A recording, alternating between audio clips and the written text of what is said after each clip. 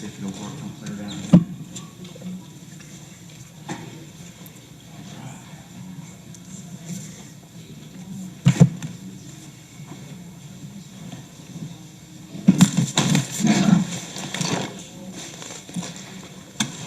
Oh, we're ready to go. Are we good? Would everyone please stand for the Pledge of Allegiance, remain standing for our invocation? Pledge allegiance to the flag of the United States of America and to the republic for which it stands, one nation, under God, indivisible, with liberty and justice for all. Dear God, as we gather this evening, this council asks for strength, courage, and wisdom. We thank you for this wonderful town and the beautiful day that we've had today. In Jesus' name we pray. Amen.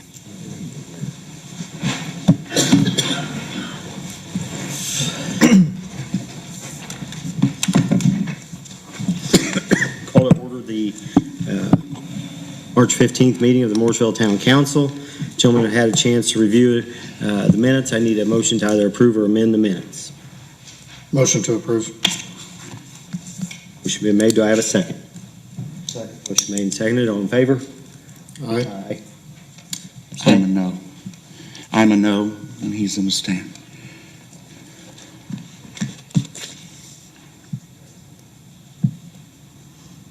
Craig. 3-1-1. Also need to approve the minutes of the executive session. It was held March 9th. Pretty cut and dry. Who was there and it was over. Need a motion to approve? Motion to approve. Been made. Do I have a second? Motion made and seconded. All in favor? Aye. Carried 5-0.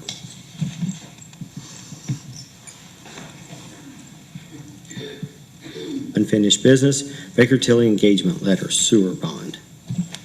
This is the engagement letter that I presented at the last meeting for Bakertilly. This is for the bond for the sewer projects, which take out the ban that you took several years ago. We need to take that out. We need to complete that and buy out the bans by this summer, and so we really need to get going on it. So the engagement letter has been presented to you. Scott's here if you have any questions regarding the letter itself. Questions for Scott? Scott, with the market the way it is, are we looking favorable or? Interest rates have been trending up.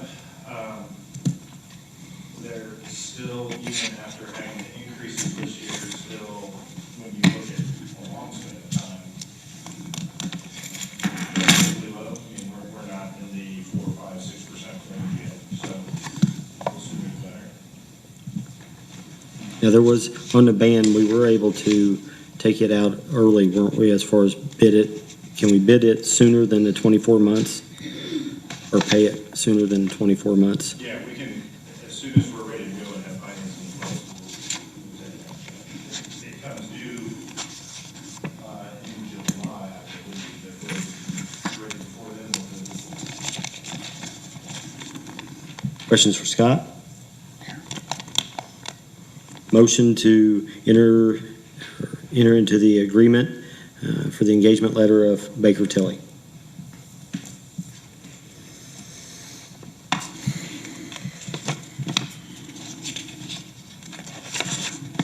Motion to approve. Been made. Do I have a second? Second. Made and seconded. All in favor? Aye.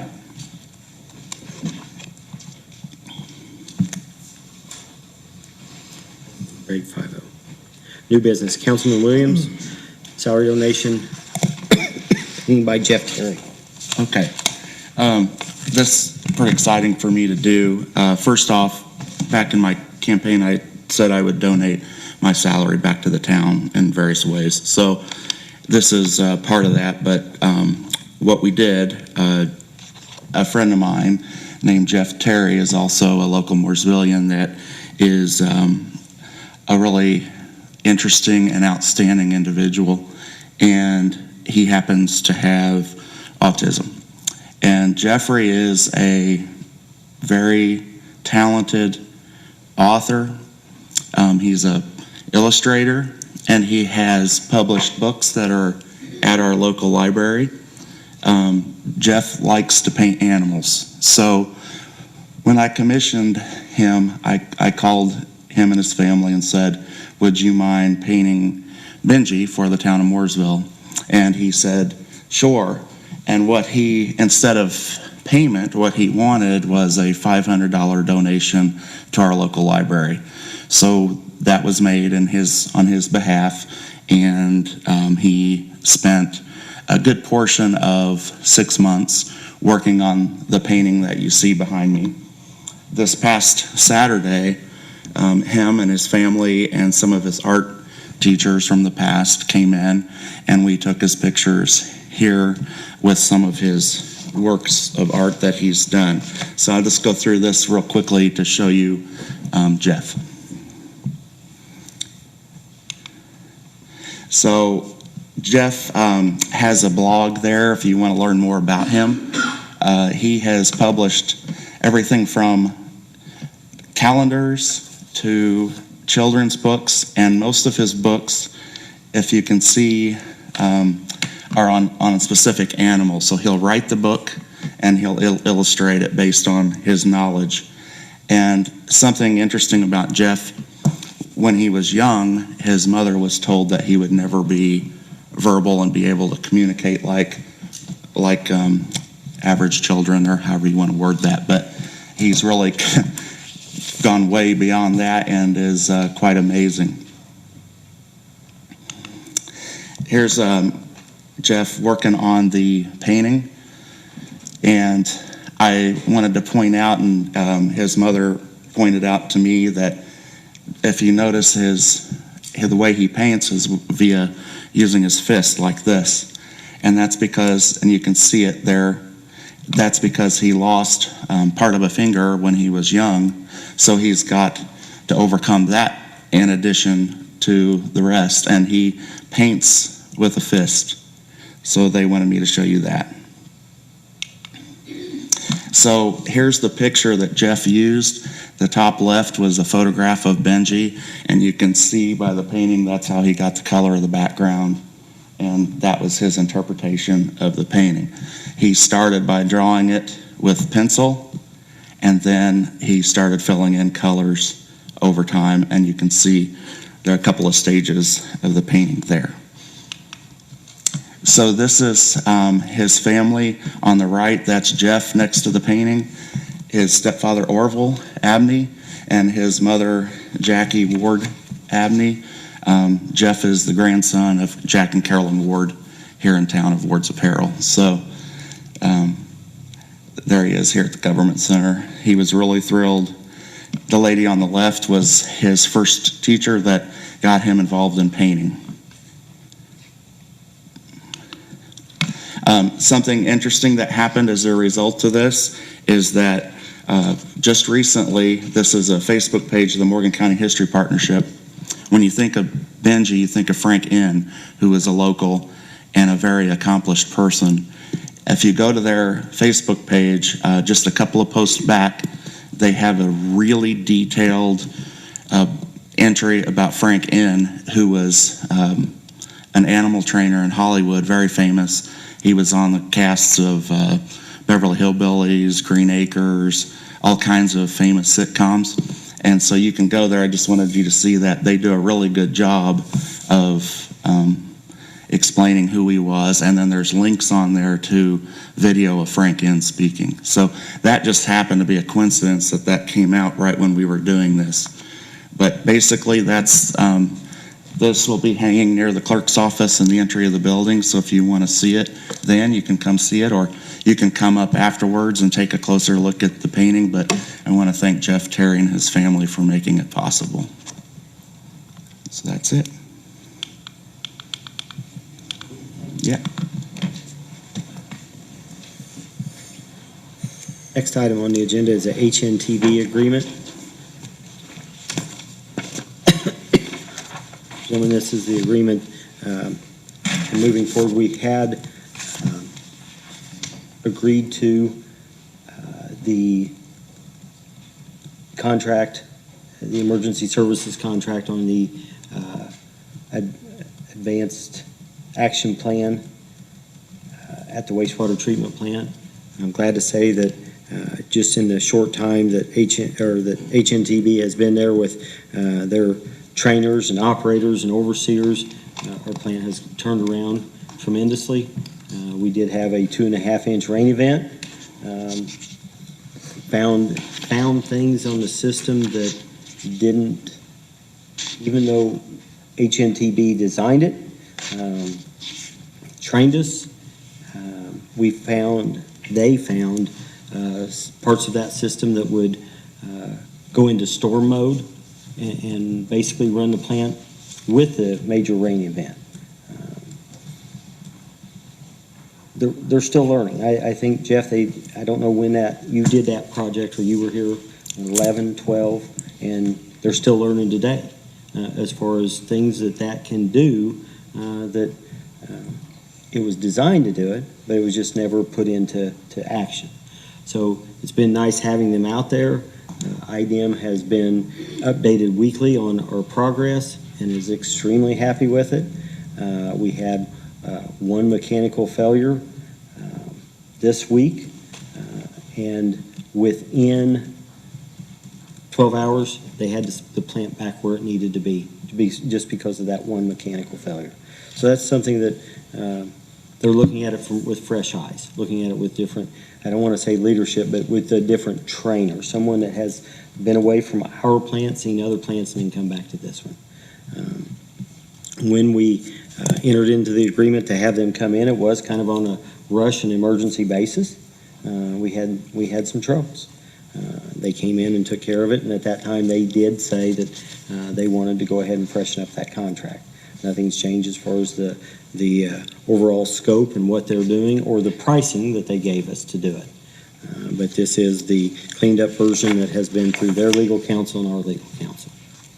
Did we ever find the root of the problem? Was there infiltration into the system, or is it We have not experienced the same problems that we had with a high rate or an influx of high pH. We have not experienced that again. And the thing about it is the way that the process is now working, I don't want to say they want that they want it to happen, but they're anticipating it happens and know that they can remedy it within the plant and still look for the source of the problem. So no, they haven't found it, but it hasn't happened, but they are prepared for it to happen. Okay, thanks. Any other questions?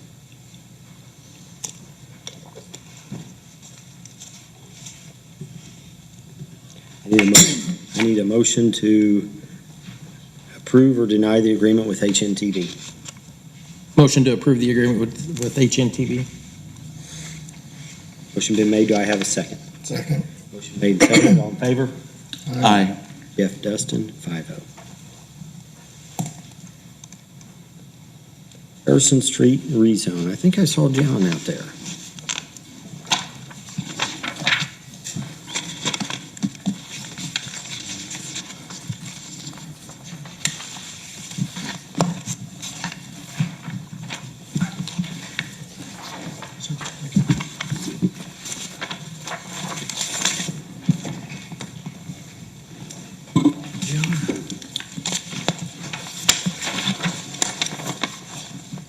Thank you. John Larison from Holloway Engineering. I'm here on behalf of Key Swap Realty. We are here after approximately a year-long effort to rezone lot number 9 and block 6 of Moore's 3rd Edition. That's located at 136 East Harrison Street. And I'll just briefly remind you that we were here last August, and I told you about the problem that we were having with the legal description that had actually gone with the deed for the last two owners, called for all that part of Lot 9 that was north of the traction line. That was the electric train. We called it the interurban. It ran through the middle of Harrison Street and divided several lots. Somehow, the lot was sold with a legal description that read all of that part that lies north of the traction line. The last page that I gave you in the package shows that part of Lot 9 that lies north and south of the traction line. Actually, I believe it's the second to last page there, Mr. Williams. Oh, Sorry about okay. that. But you can see that part that lied north of, yep. of the The traction corner. line, there was very little. So Key Swap was successful in their quiet title suit. I did include a copy of that judgment, the recorded judgment, in your package. And we're here tonight to rezone actually the entire lot, 9 and Block 6, 136 East Harrison Street, from I-2 to R2. And we did get a favorable recommendation from the Plan Commission in February for this. When you were here, are you done? Sorry. I am, yes. When you were here last time, refresh me what we did. Did we do nothing? No, Or did we rezone the portion that wasn't? you were the thinking corner? forward and realized that if you acted negative Yes, and it'd keep you from- declined, it would take me a year to come get back. back. So you actually rezoned that part that lies north of the old traction line. The small section? Yes. Okay, that's what I remember. Tonight, we're here with an intact legal description and title to the property and asking for a rezone for the entire lot. Are you just doing that to cover your bases? Well, we're doing it because the south part technically isn't rezoned right now. So we're here to present to you the entire legal description along with the deed, with the perfected title, and ask for that rezone. Does that make sense to you, Jewel? It's does. okay to rezone something twice to the same zoning? Well, it's not really the rezoning of the property twice. It is something, because the quiet title has now encompassed the entire property, this action is making that entire Okay. property now the proper zoning. Right. So the quiet title action came after the meeting in August. It makes sense to me that it cleans it up, but Yes.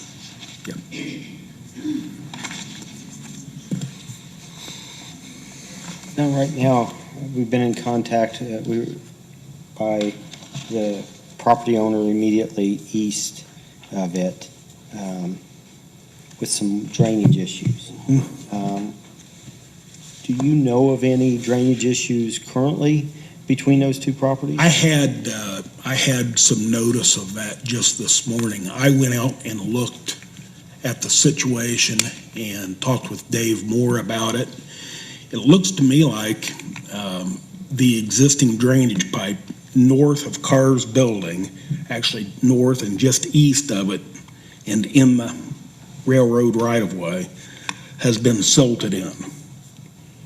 So none of the water, actually the water along the railroad track flowing from the intersection south, and all of that flowing off of both Carr's building and off of Key Swap's lot, funnels north and east in behind their building and wants to go through that pipe. But again, I did show Dave Moore a picture of that silted in pipe today. That looks like the cause for the problem to me. Because I know that I've asked Dave, and he's working on the mapping and everything like that. She came 2 meetings ago, and we're working on trying to figure out where lies the problem. If you notice, all of Carr's flows north. And the intersection, I guess that's Main Street, isn't it? The next street north. All of that water from the Shell station, and along the railroad flows in a ditch line along the railroad. And it's maybe looks like a 12-inch pipe, no more than that, but it's an old clay pipe. And it's just been silted in. If I would have had a shovel out on site today, I would have gone ahead and dug it out myself, but I didn't have one, so.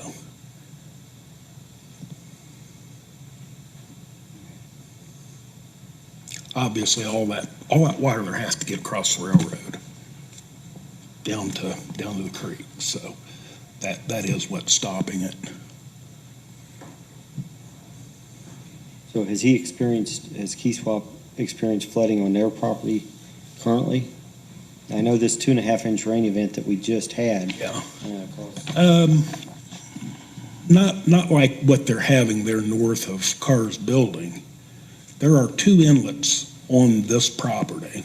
One at the northwest corner, it's at the intersection of the alleyways, and one at the northeast corner of his lot that just simply drains his lot area, takes off in a plastic pipe underground and feeds over into a swale north of Carr's building, then circles in that swale and goes right over to the lowest area where that pipe is. And again, it's silted in, and there's just nowhere for the water to go right now. I'm sure that it eventually is making its way through, but it's finding a lot of resistance with all of that silt in the pipe. You said Dave went with you, or you told him what you saw? I took pictures of it to Dave. Okay. This morning. He had somebody with him, or I would have drug him over there, but he was busy.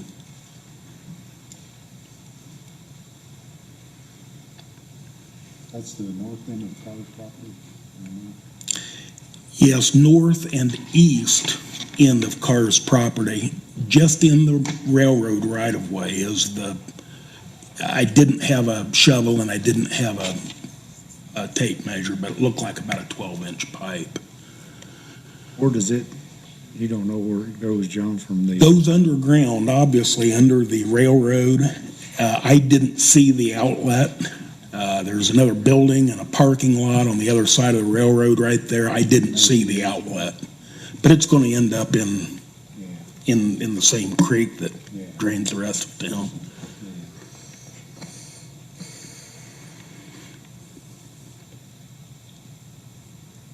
Gentlemen, before us is the recommendation from the Planning Commission to rezone this from I-2 to R2. It did come to us with a favorable recommendation, so what we'll need is a motion to either accept or deny that recommendation.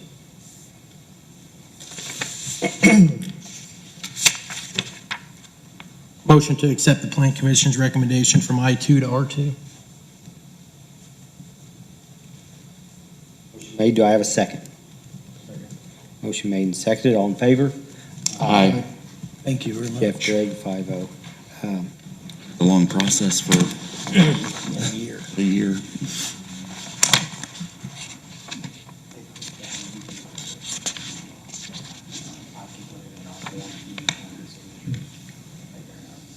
Does it need to be tweaked a little bit? Well, it's just putting in the final form of it. I mean, if you want to shoot it to me electronically, Sure. I can just put it into the form and then. So in the ordinance, we will sign everything. I think you've already approved the ordinance. By recommendation. Correct. Okay. So I'll get that. Yeah, just get it to me and then I'll have the signature lines and then I can circulate it. Okay. I mean, we can just put it here with Diane and people can come in and sign one day. Okay. Because we accepted that, that does approve the ordinance, rezoning it. So Holloway, John had created one for us. He's going to put it in our form Okay. and have it in the clerk treasurer's office for signatures. So it won't be today, obviously, but throughout the week. Right. Get it signed. Diana can just tell me which number it is. Do you know what? She can email it to me, Okay. when you go back and look at the I wanna say ordinance it's book. Ordinance 3, but let me. Probably gonna be more than that.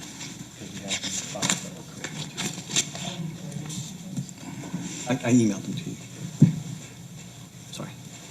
That's okay, it's first reading anyway. This is the second reading of ordinance 2, establishing the fund for the comprehensive plan. So this will be a public hearing. Is that correct? It doesn't have to, the additional appropriation is the public hearing, The additional, but not the ordinance. but not the ordinance, because the ordinance is just establishing the fund, so you're creating the fund itself. The next one is the appropriation that you're gonna fund that fund with, so that I don't have a problem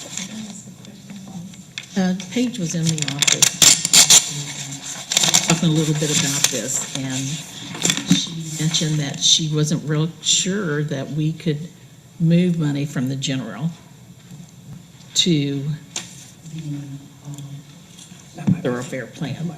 Did she call and talk to you about that? She sent you an email, I know.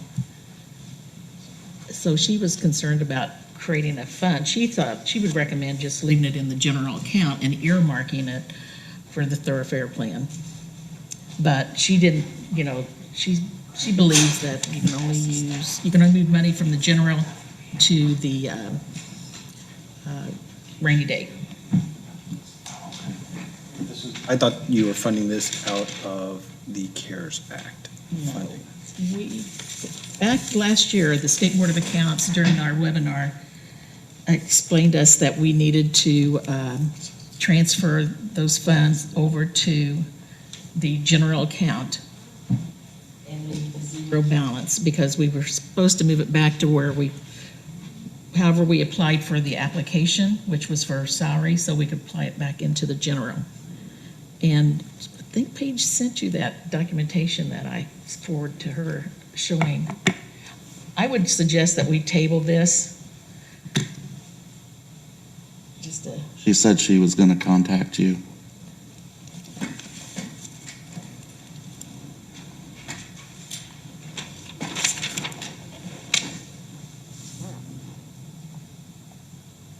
I have an email.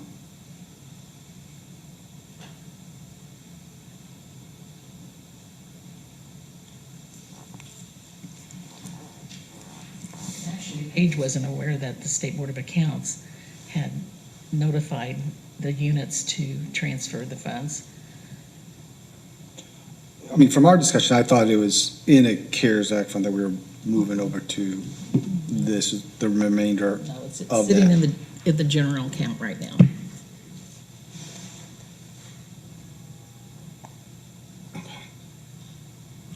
Well, we can table that. I would go ahead and have the public hearing on the additional appropriation, so you satisfy the additional appropriation. If we have to advertise it again, then we can do that.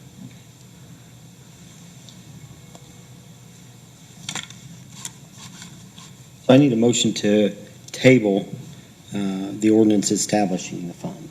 Motion to table. Motion been made. Do I have a second? Motion made and seconded. All in favor? Aye. Dustin Gregg, 5-0. Now, because we had that, whether we're additional appropriating it into this fund or just additional appropriating it, we still need to have that money to spend on the comprehensive and thoroughfare plan. Is that correct? Correct, because the whole thought process was having this non-reverting fund, which you guys were going to put the funds in there to pay for the comprehensive plan, and then also any updates or things that you would have to do in the future. That's why you wanted it in the non-reverting.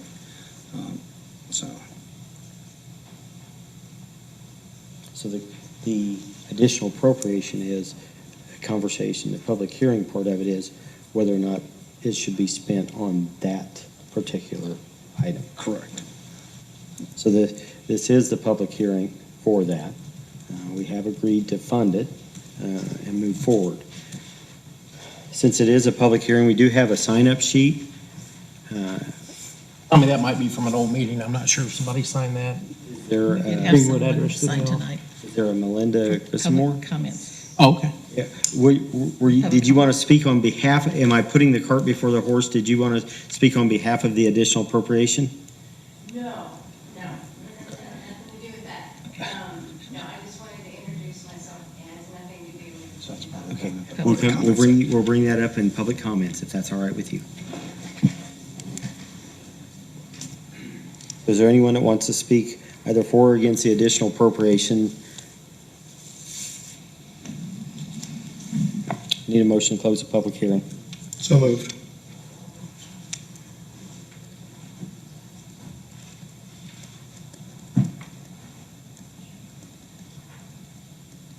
Motion been made, do I have a second? Second. Motion made and seconded, all in favor? Aye. Dustin, Jeff, 5-0. Now, do I, I would table ordinance to 2022. You had the public Okay. hearing for it, so now just the Dustin, Jeff, 5-0. Now I need to table the ordinance, just to make sure. Motion to table ordinance 2, 2022. Motion been made, do I have a second? Motion made and seconded, all in favor? Aye. Dustin, Craig, 5-0 to table. So Jewel, are you gonna re-advertise the appropriation to the correct account?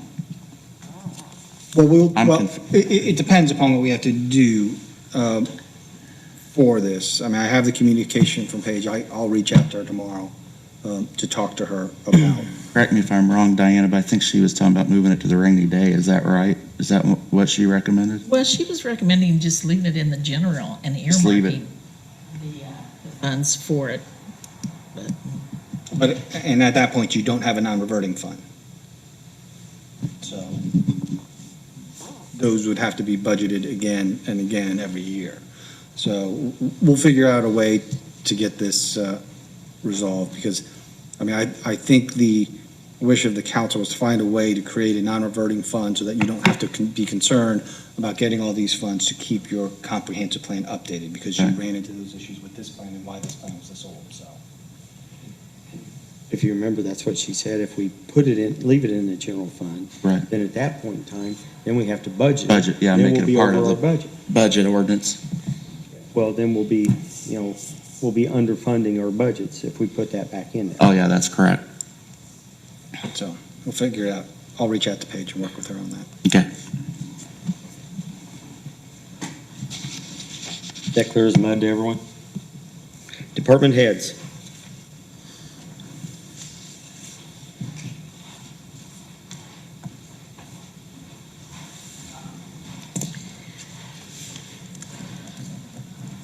I spoke to Dave today about the signage over at the court lot. They're still waiting on delivery of those signs, but once they get them, he said they will be up. If you've noticed, the tornado sirens did go off today, the one at Newbie and the new one at Pioneer Park. I just found out today, I was under the impression that they were not going to install the third one till it got warm, or at least winter was over, and apparently they installed the third siren in January. So it is already over at the wastewater treatment plant. I've already contacted White's and I've contacted Barth to get quotes to get that hooked up. So as soon as I get that done, I will let you know about that. We just completed our joint training for the 24 hours that we needed for the year. That was done with Martinsville and Morgan County Sheriff's Department. The stats for February, we had 170 incident reports. We had 27 arrest reports, 42 citations, 270 warnings. CAD calls was 2,568, and 22 accidents were investigated. And just on the warning call, we conducted 408 traffic stops. Any questions, especially about with regard to the tornado sirens or anything? All righty, thank you.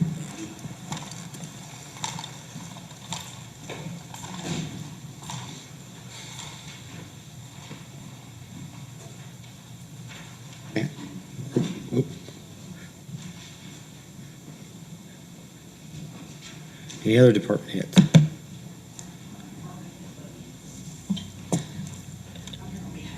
Department head.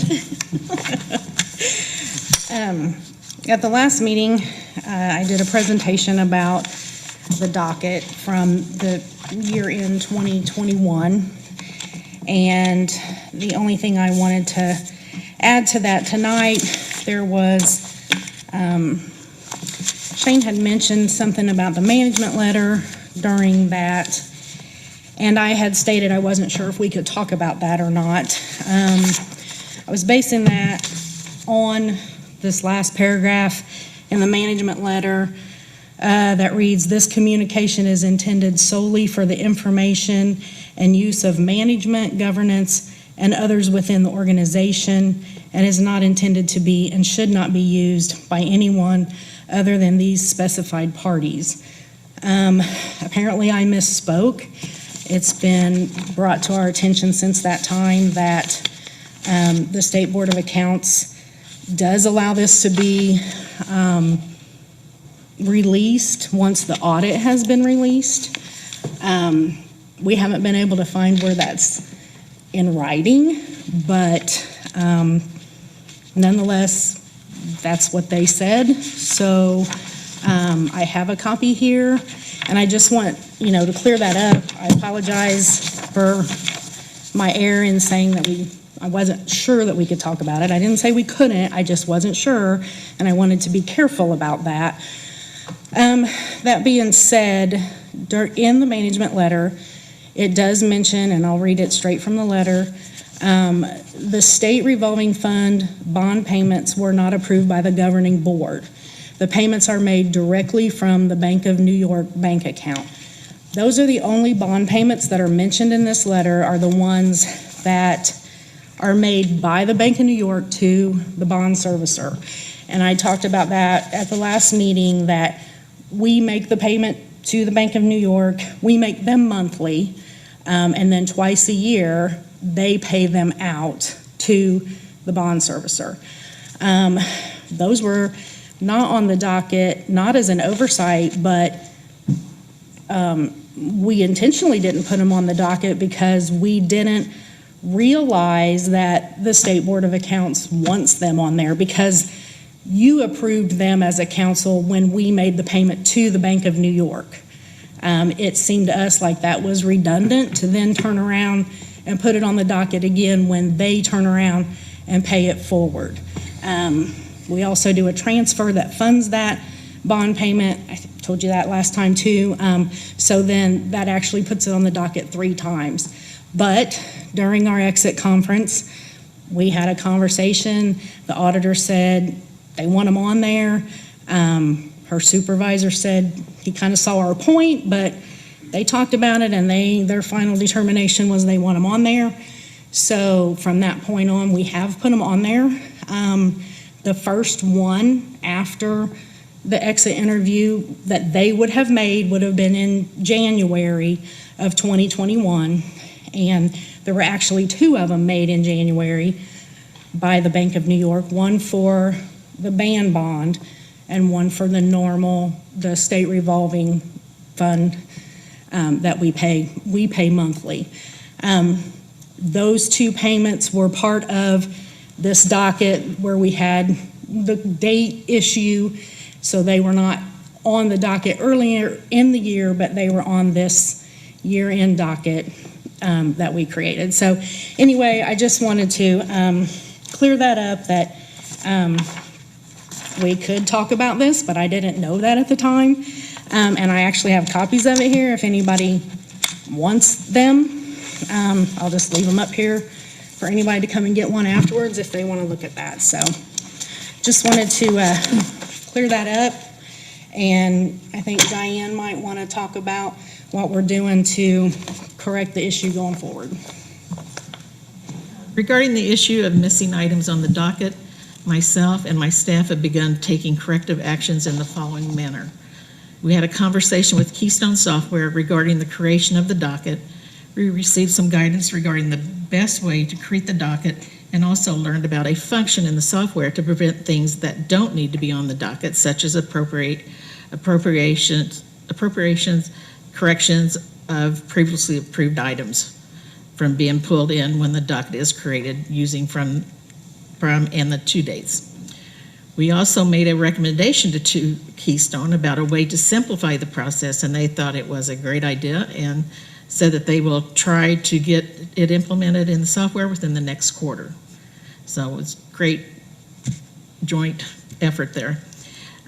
We have been working together as a group when creating the docket, using the from and to dates as our method of creation, going back to January the 1st, 2022 through the current meeting date to make sure nothing has been omitted and balancing the claims total against the docket total.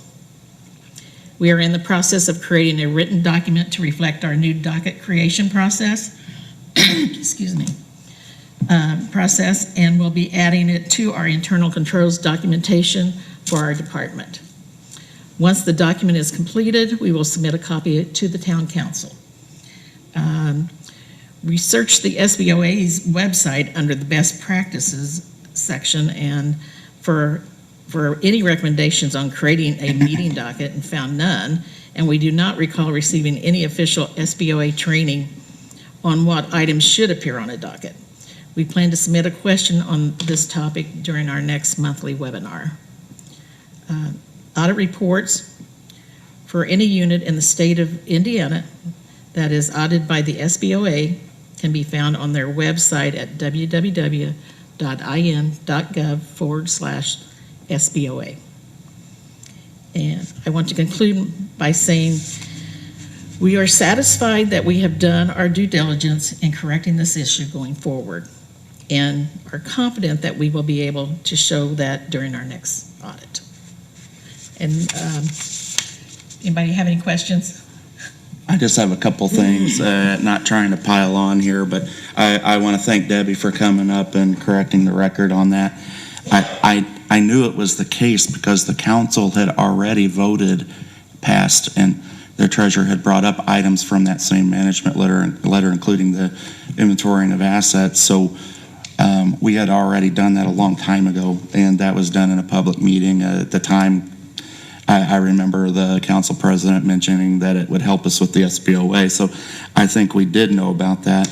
The other thing is,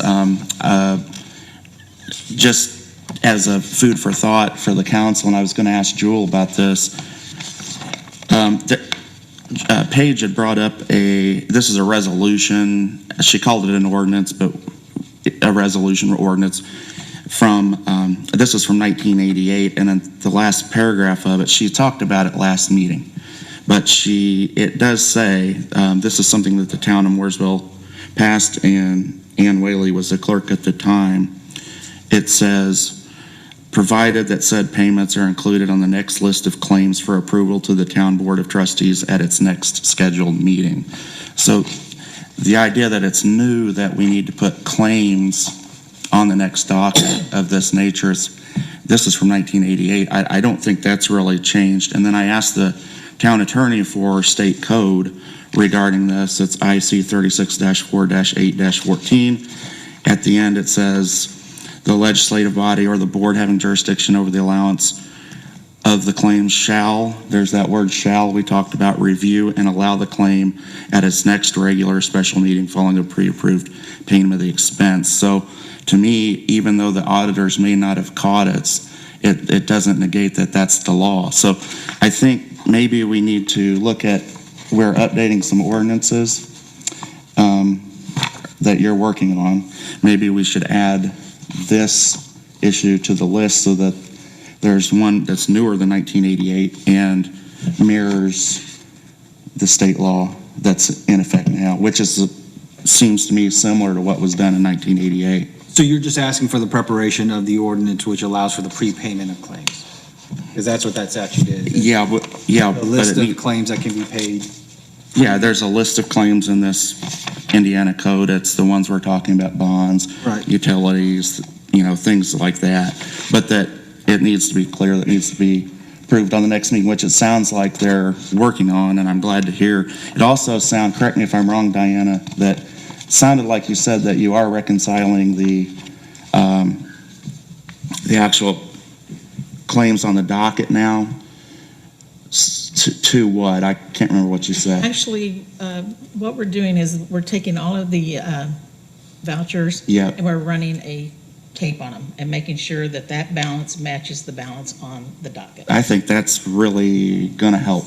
So that's going to, hopefully we're going to catch some things by doing that. I think that'll really help. I appreciate that very much. Right. So if the town council, if you think it's a good idea to update that I'll pass this down to you for your, Well, I mean, I can prep it.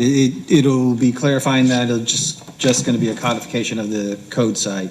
Yeah. Resolutions can carry the weight of an ordinance if it's passed with the same solemnity, I think is what the statute says. right. But I don't know whether it was or not, so, yeah, I can prep an ordinance. The other thing I will say about the old resolution, it refers to bonds that we don't have now. It refers to specific banks where we don't have bonds. So, it might, Yeah, I would prepare something that's going to be more general. more general, yeah. The categories That's another of- thing I noticed about it. It's kind of outdated that way. So that's all I had. Thanks for clarifying that though, Debbie. I appreciate it very much. Also, I want to let everyone know that the clerk's office is very pleased to present the annual final financial report, and it's for the fiscal year of January the 1st, 2021 through December the 31st of 2021. And the financial report details the receipts, the expenditures, the investments, and cash balances. This report contains all of the funds for the town, and we've got this now on our website. And if you go to the town's website and go to online services, and you will see that 20 and 21 annual reports are populated there. And also you can go into Gateway and see them as well.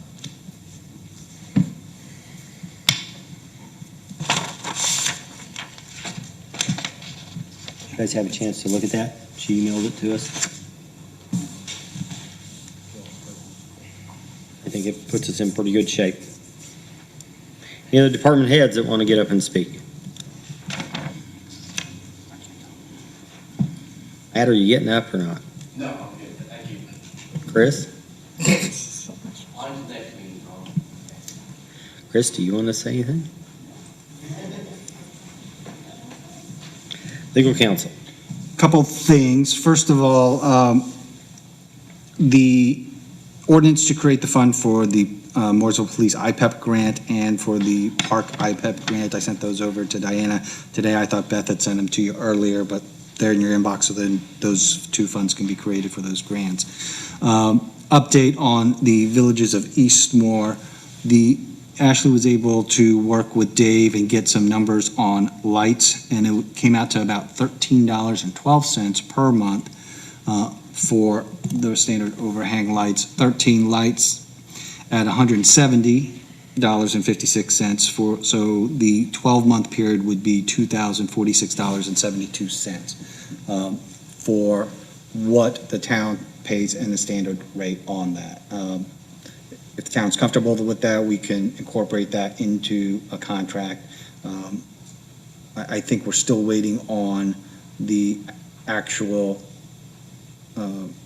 association to be formulated officially, because there wouldn't be anybody to enter into the contract with until that's done. But those are the calculations that Ashley was able to come up with, so.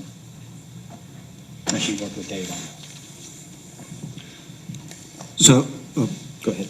Well, so if the council, and you can do this by just consent, or is comfortable with the $2,046.72, we'll go ahead and prep that into the contract, and then the contract itself will be the vote for the final approval moving forward.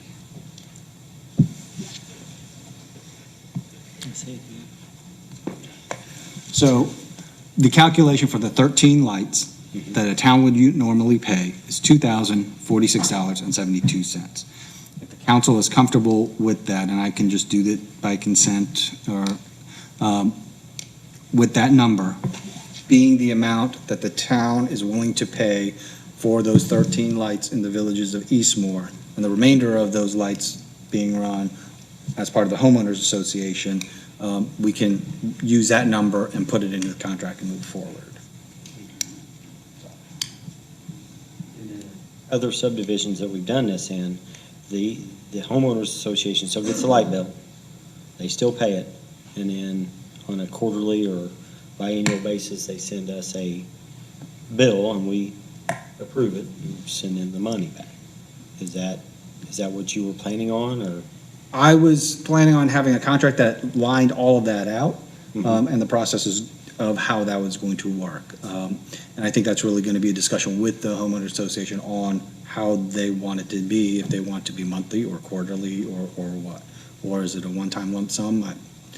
If it's a one-time lump sum, it would have to be at the end so that the bill was actually incurred.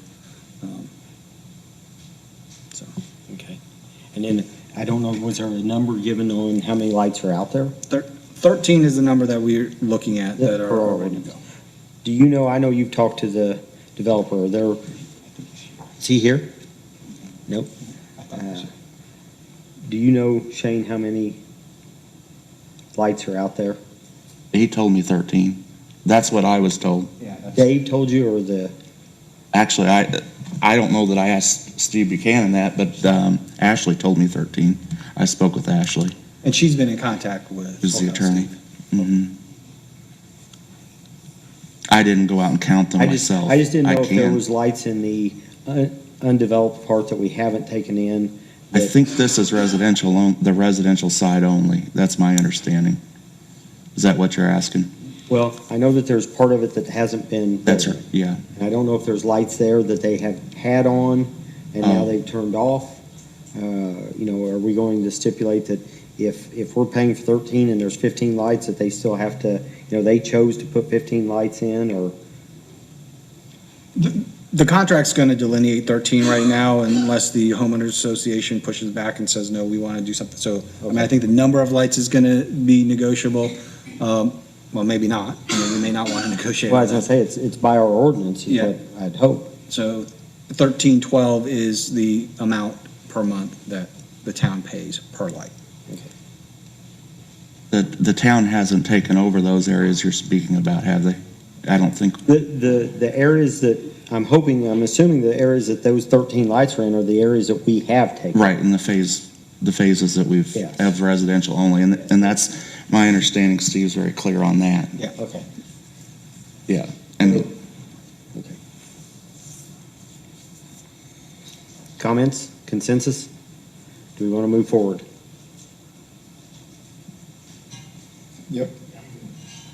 forward.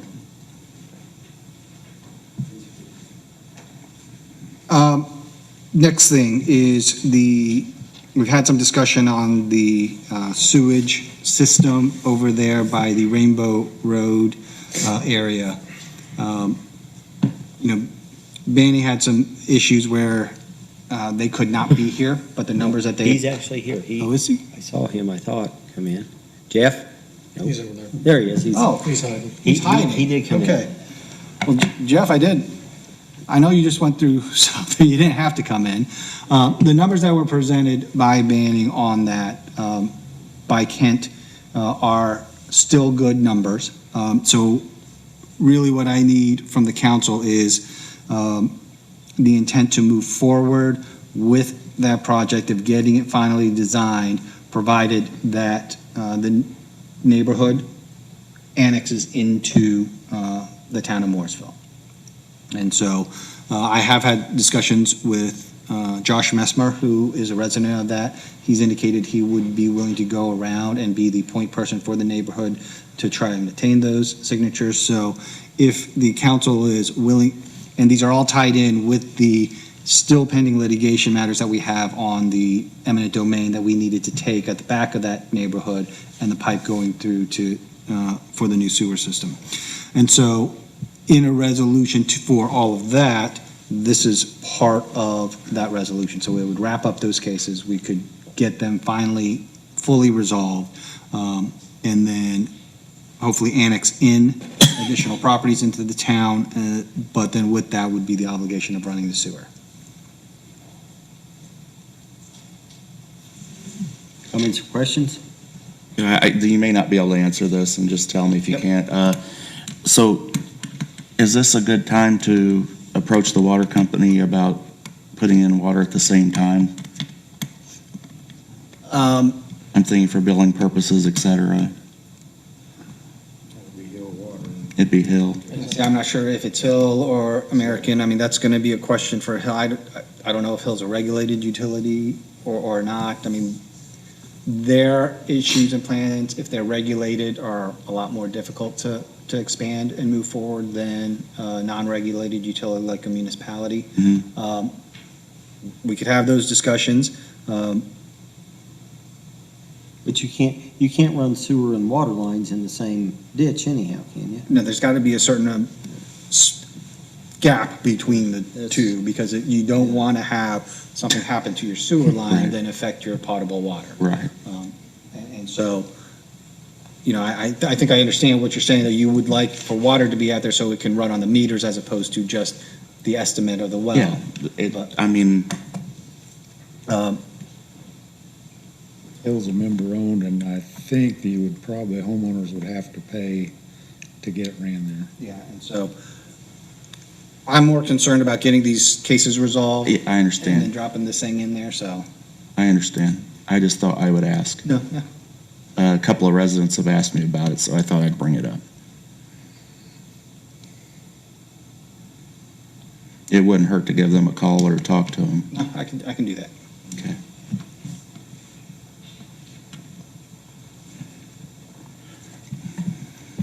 So if any other questions regarding that issue, if the council is inclined to move forward, I mean, there will be an eventual determination as to whether or not it's going to be the pressurized system or the gravity flow system. There's differences in costs there. But as long as I have the go-ahead from the council, then what I'll do is I'll prep a super voluntary annexation petition with each homeowner on it and provide that to Mr. Messmer to see if he can obtain the signatures. Once I obtain the signatures, that'll start the clock on the super voluntary annexation, but the obligation will be on the town to move forward with the sewer line then, whether it be the pressurized or the gravity flow, so. Need a motion or just, oh, sorry. I didn't hear you. Go ahead. I thought the numbers we heard were for the gravity. I think that we have both numbers. It is significantly cheaper with the pressurized system because the homeowners have the grinder pump, things of that nature. But those determinations will have to be made. What I need a determination from the council of is Do you need a that motion we're- or just consensus? that we're willing to put in a sewer there regardless, whether it be a pressurized system or whether it be a gravity flow system, if they annex in. Do you need a motion or just I would consensus? like that one in a motion. Motion to move forward. Motion been made, do I have a second? Second. Motion made and seconded, all in favor?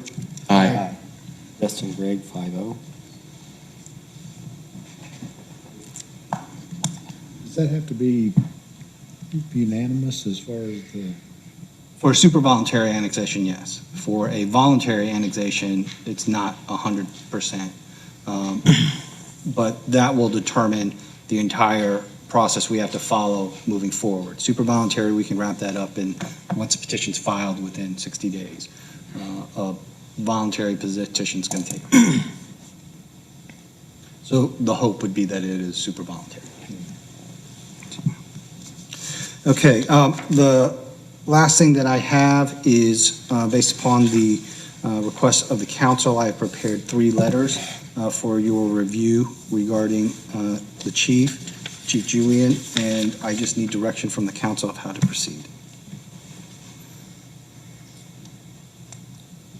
In regards to that topic, we've had multiple conversations, multiple meetings about that. I make a motion, we move with letter 3, removing Chief Julian as chief and giving the direction to the police commission to find us another chief.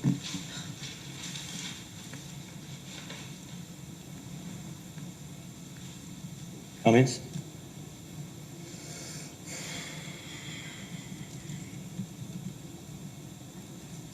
I would just say, I've known the family a long time and love the kids and love the family. But I have seen a lack of cooperation lately and some statements made to me directly about specifically the Canine Program. I think just disappointing that there wasn't more cooperation. I think you could have had a canine by now. But lack of cooperation, lack of communication, and I have been disappointed. I really have. And I was one of your biggest advocates, so probably shocks people for me to say that, but statements like, we're going to just raise money and get a dog anyway without council approval and things like that. It's not good to say those kinds of things, and I really am disappointed.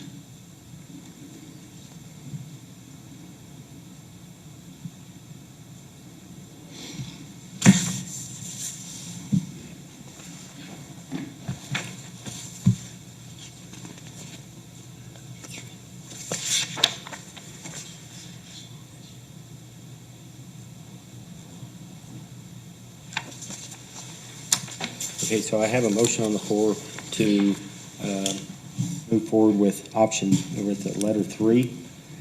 Do I have a second?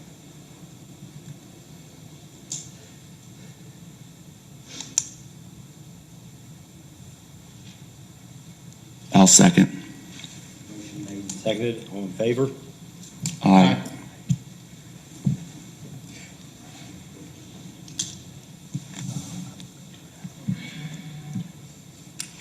Kevin, I need to speak to you after the meeting, please. I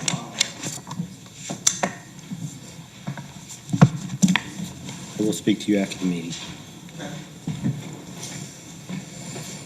I want to thank the council for the 2.5 years that I have been allowed to serve in the leadership roles. I know I've dropped the ball on a couple of projects, and I probably not, made the decisions that you, as a town council, or at least a couple council members, deemed that should have been done. I feel comfortable with what I have done. I think we've made a positive and some progress with the department, a lot of positive moves, one with morale, and we have a full department now. This department's had a lot of stuff go on in the last 2.5 years, as you know, tornadoes, protesters, First Amendment auditors, personnel issues, and I know that there were some decisions I made with regard to personnel that were not, some town council members were not content with. I stand by those decisions. I appreciate that. I would like to thank one member of this board who has always been there and has always guided me and also showed me the narrow ways whenever I was doing something wrong and put me on the right trail. That was Diane and her department. They've always been very professional, cordial. Debbie, Diane, and Tammy, can't thank you much. Y'all have a good night.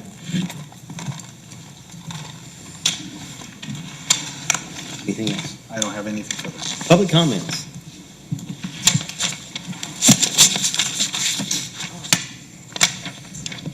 Good evening, Councilman.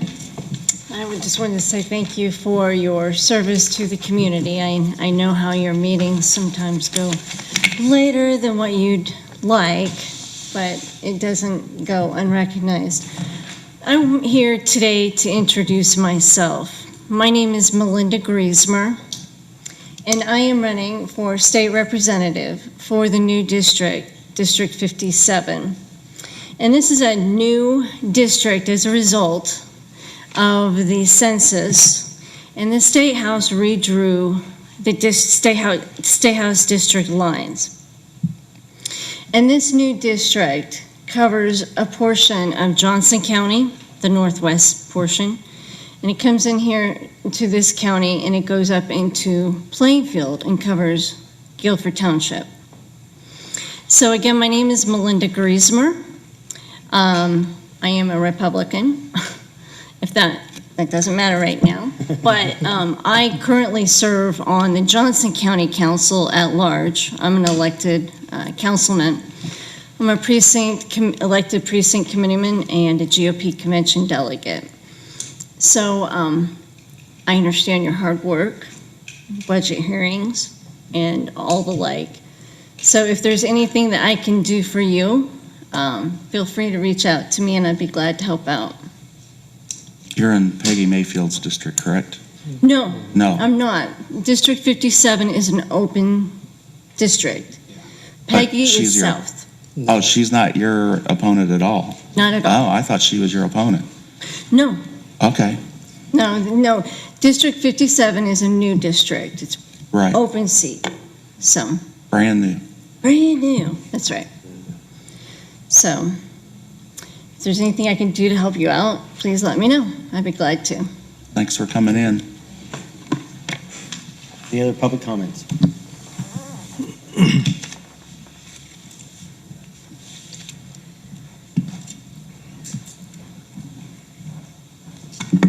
Hi. Casey Schultz. Matt McDaniel. I'm just going to look over here because I know that you have some thoughts about me.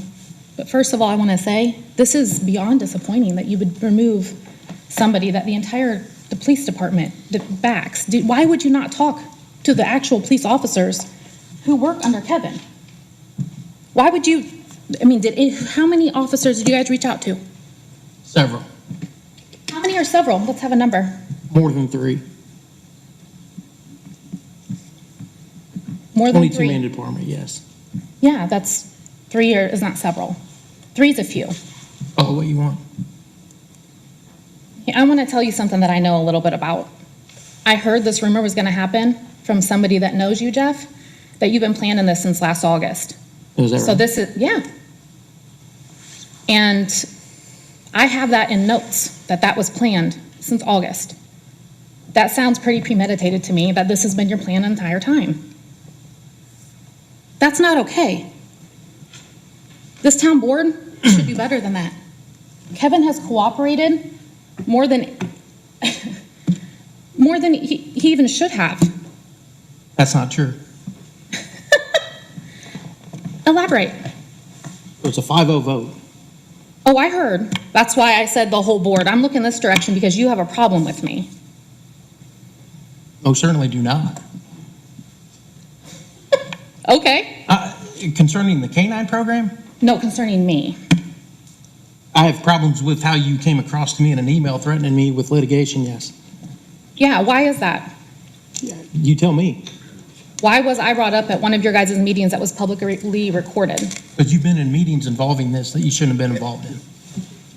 Let's stop with the debate. I'm just answering her I questions. know. I just want to know why would you not talk to the entire, you say several police officers. There's 23 on that department. Kevin is who they all wanted. I wasn't even coming here to speak on that. I was coming here to listen just to a meeting. I am beyond disappointed. The entire town should be. I know. Sure. All right. I just, you don't even know what you just did. You do not know what you just did. I also heard that you picked an IMPD person who wants to come and be the new chief. Pre-selected? We don't need to talk about Okay. that stuff. Go on. Sorry. Gentlemen, you guys don't know me. My name's Matthew McDaniel.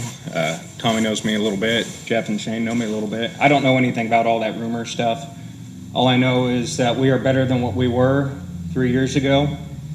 I was hoping we were going to get even better than that. I am disappointed, but like you said, it's a 5-0 vote. Just know that he made a difference. He did a good thing for us. Thank you. Any other public comments? I just wanted to know, we know we're 57 and 60. Does it slice through Mooresville, or? It does. It takes all of Mooresville. Pardon me? It takes all of Mooresville. All of Mooresville? Madison Township, part of Yes, all Mooresville It's 57. is 57. Johnson, Hendricks, we're the Tri-County Conservancy District now. I know, It's okay. it's just a I strange district. It goes into 3 different counties. Goes to Plainfield as well, doesn't it? Into Plainfield, yep. So yes.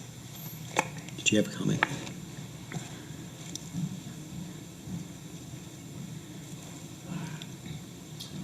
All right. Rob Samuels, 1297 Rosewood Lane.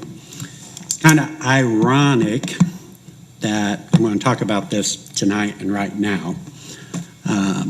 But first off, I messaged Shane earlier today because I began researching this topic that brought me to stand before this council. And in doing so, I found it very difficult and time-consuming. So on the town website, there's town council meetings that are totally missing from the website. There's some that Dave is the only thing you see the entire time. And there's some where it cuts out after 30 minutes. So going through doing research before coming up here, a lot of the meetings were missing. I had to go on Shane's personal Facebook page to find the missing meetings and watch them. So if Shane had blocked me for any reason, I wouldn't have had access to that. So as a taxpayer living in Mooresville, there's information missing. So I reverted to the meeting minutes of the boards and found the August 3rd, 2021 amended Mooresville Town Council meetings that are posted on the town website. That particular meeting had text transposed over text, so you had to decipher what it said. And That should have had the word void written on it, because that will that happen. one did not. There was one from October that had an initial that had void, and then a secondary October that was correct. Dave, was that on? Share that with me, please. Yep, that was August the 3rd. We pride ourselves in getting our meeting minutes and our folders and everything in. It's this one, and if you flip up. Oops. It's this one. Sorry, Tom. Oh, you're Yeah, see where it starts. Okay, so that has void. And where's the other area at that? That's all in chronological order. Okay, but I mean, where's the one that wasn't written on void on it? I thought that one. This one? Okay, so, yeah, that was the August. Yeah. Because it was just messed up, voided, and then, so then Yeah. I picked up the end here. Yes, that will happen periodically, and that's why we always print void. I'd like to get me a big stamp to make it. Yeah, make it more Clear. legible, Yes, especially right. if I didn't print that out and you're looking at the digital. Yeah, all of this was, It doesn't show. what happens if you feed it through and you start with the small number down and then you scan it, and then you've got to flip it over, and if you get interrupted, I've had only 3 incidents of that happening. 2 was myself and 1 was someone else. So thank you for that. So because of the missing meetings, I had to print out, or the missing meetings online, I had to print out all the minutes to go through the minutes, which are just like a verbatim summation. So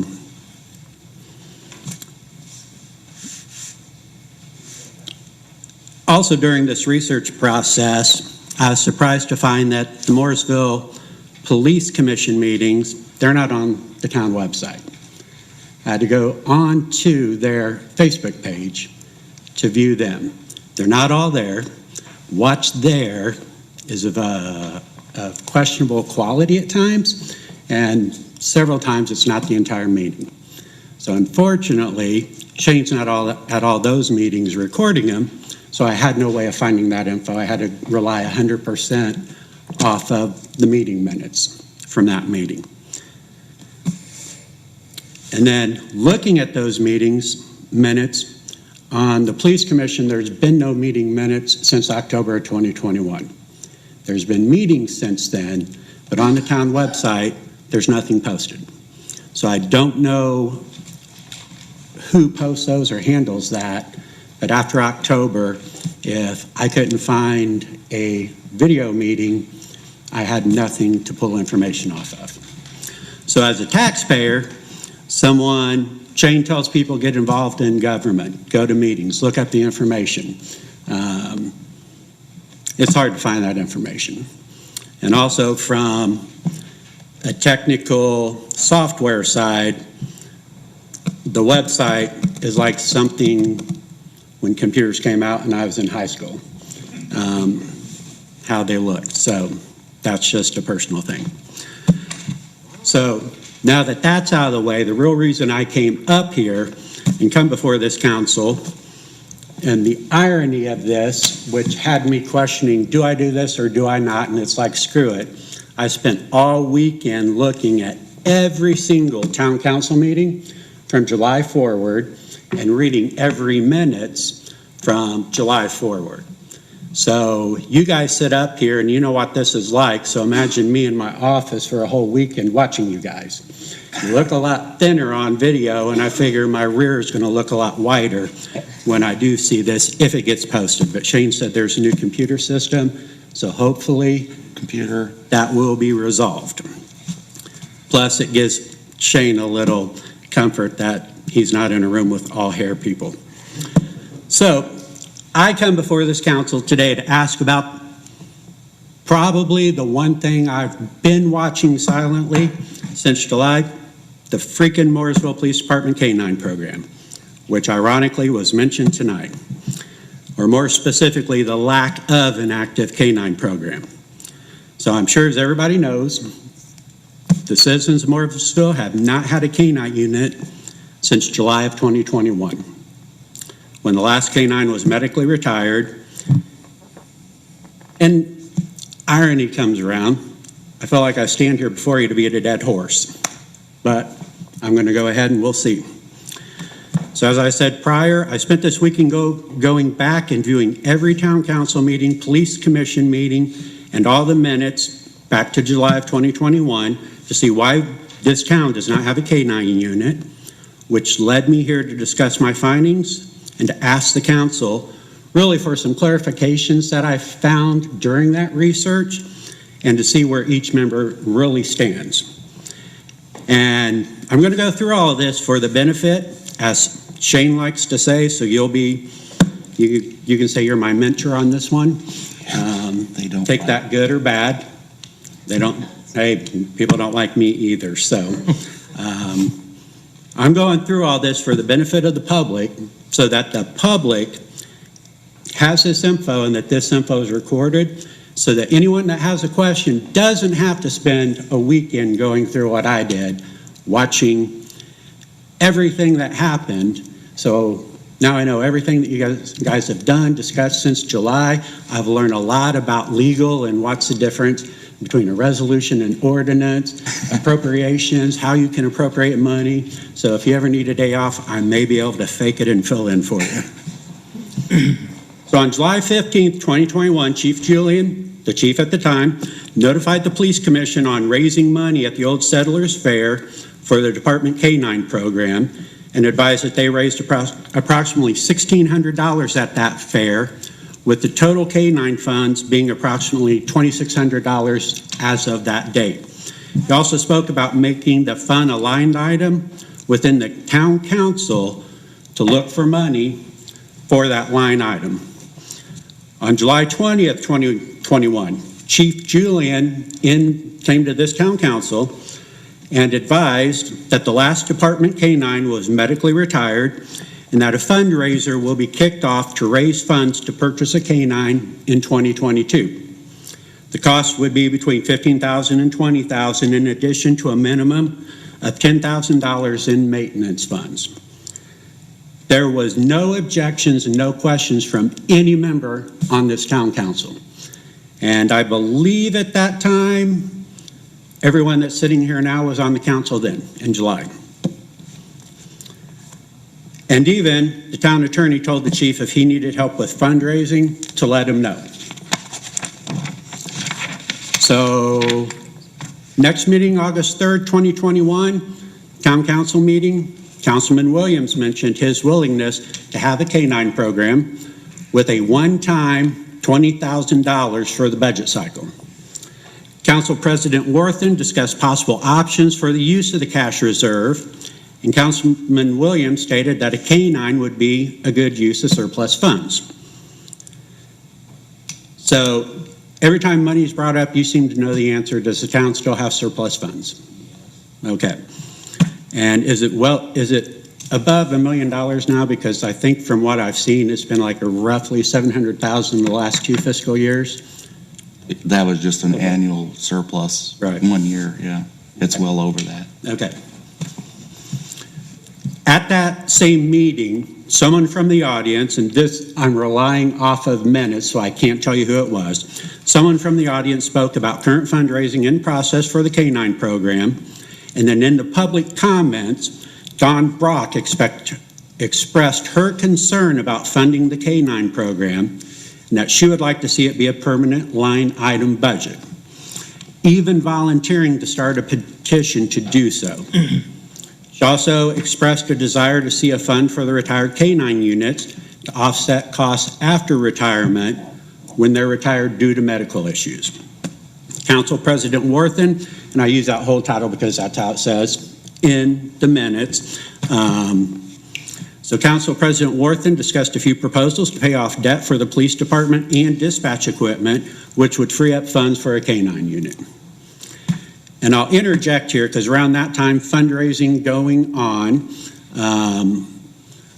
I watch all of the town meetings, either the evening of the town meeting or the next day, because typically I'm not able to be here due to work and recently due to medical issues. So normally I watch the town meetings within 24 hours when they're available through the YouTube channel typically or on the town website. So I had some questions about fundraising. When it was going on, I had advice for the care of the last medically retired dog that you guys have X amount of money in stock. The town council seems like they are looking at maybe doing something, so I withheld any funds to see if the town council did anything, because my thinking was, don't raise funds if you want the town to pay for it, because then someone can say, you've got X amount of dollars, you don't need our money. But then I put the caveat on that, if you get low, let me know, and I'll start donation then. So I was all for the fundraising part and only stopped because of conversations going on at that time. But to continue on with this really exciting journey here, at the August 17th Town Council meeting, Councilman Williams asked for the minutes to be amended, which they were, to clarify that his statement at the prior meeting was to propose a one-time appropriation of $20,000 for the year 2022, and that the chief of police would then need to budget for that fund going forward. Then at the September 17th Town Council meeting, Braxton Hughes addressed the council about the budget for a new canine unit, and I believe he addressed that in a budget public meeting session or section. He addressed the budget surplus and a lack of a line item for continued care of the canine once it is purchased, as well as for the retired canines. Council President Worthen stated the canine is not a budgeted item. He would like to see something like this to be able to happen for the continuation of a canine unit to be guaranteed. At that point, the town attorney explained how budgeting works in a municipality and how line items work, and how municipal budgets are kept in large, broad categories so that those funds can be used as needed. Councilman Williams expressed his frustration with no plan to sustain the program, and Pam Williams, in the public comment section, spoke about this being not a budget problem, but a principal problem, and that a canine should be put in the budget and funded. She also stated that she believed the public expressed a desire to have a canine unit. Council President Worthen asked Chief Julian if $20,000 is a fair and accurate amount for the first year expenses of a canine. Chief Julian called Sergeant Schultz his in-house expert, who stated that the dog would need to be a multidisciplined dog, which affects the price of the dog and affects the price of the training. He then noted that the canine unit had been run off of donations from the town and other interested parties and organizations for the last 7 years, and it had not been run through the town budget. When I heard that, that kind of surprised me. He then advised $20,000 could restart the program, but the money would need to be continuously budgeted to avoid the current situation from recurring with the early retirement of his dog. Councilman Williams took a poll on the public interest in a canine unit and concluded he believed that the public was in favor of it. And everyone that I've spoken to is in favor of a canine unit. In the same meeting, there was a discussion on how to fund a K-9 unit, whether rewriting the budget or doing an additional appropriation. And Council President Worthen voiced his opinion that an additional appropriation would be a better option. In council comments time, Councilman Cook stated that he believes the council is on board with the continuation of the Canine Program, but he and the council want to make sure it's run correctly from this point forward. Councilman Sweeney asked if the unit could be considered a salaried position or if it is possible to establish a retirement option for future care, and then stated that you're trying to think of some creative ways to ensure the Canine Program and aftercare can be provided. And I was surprised, and I may have mentioned this, about the aftercare, because I have family that's in law enforcement, grew up around law enforcement, know somewhat about canines, not an expert in any means, but that part kind of surprised me. Moving on to the October 5th Town Council meeting, Chief Julian presented a proposed budget for the cost of obtaining and maintaining a canine unit.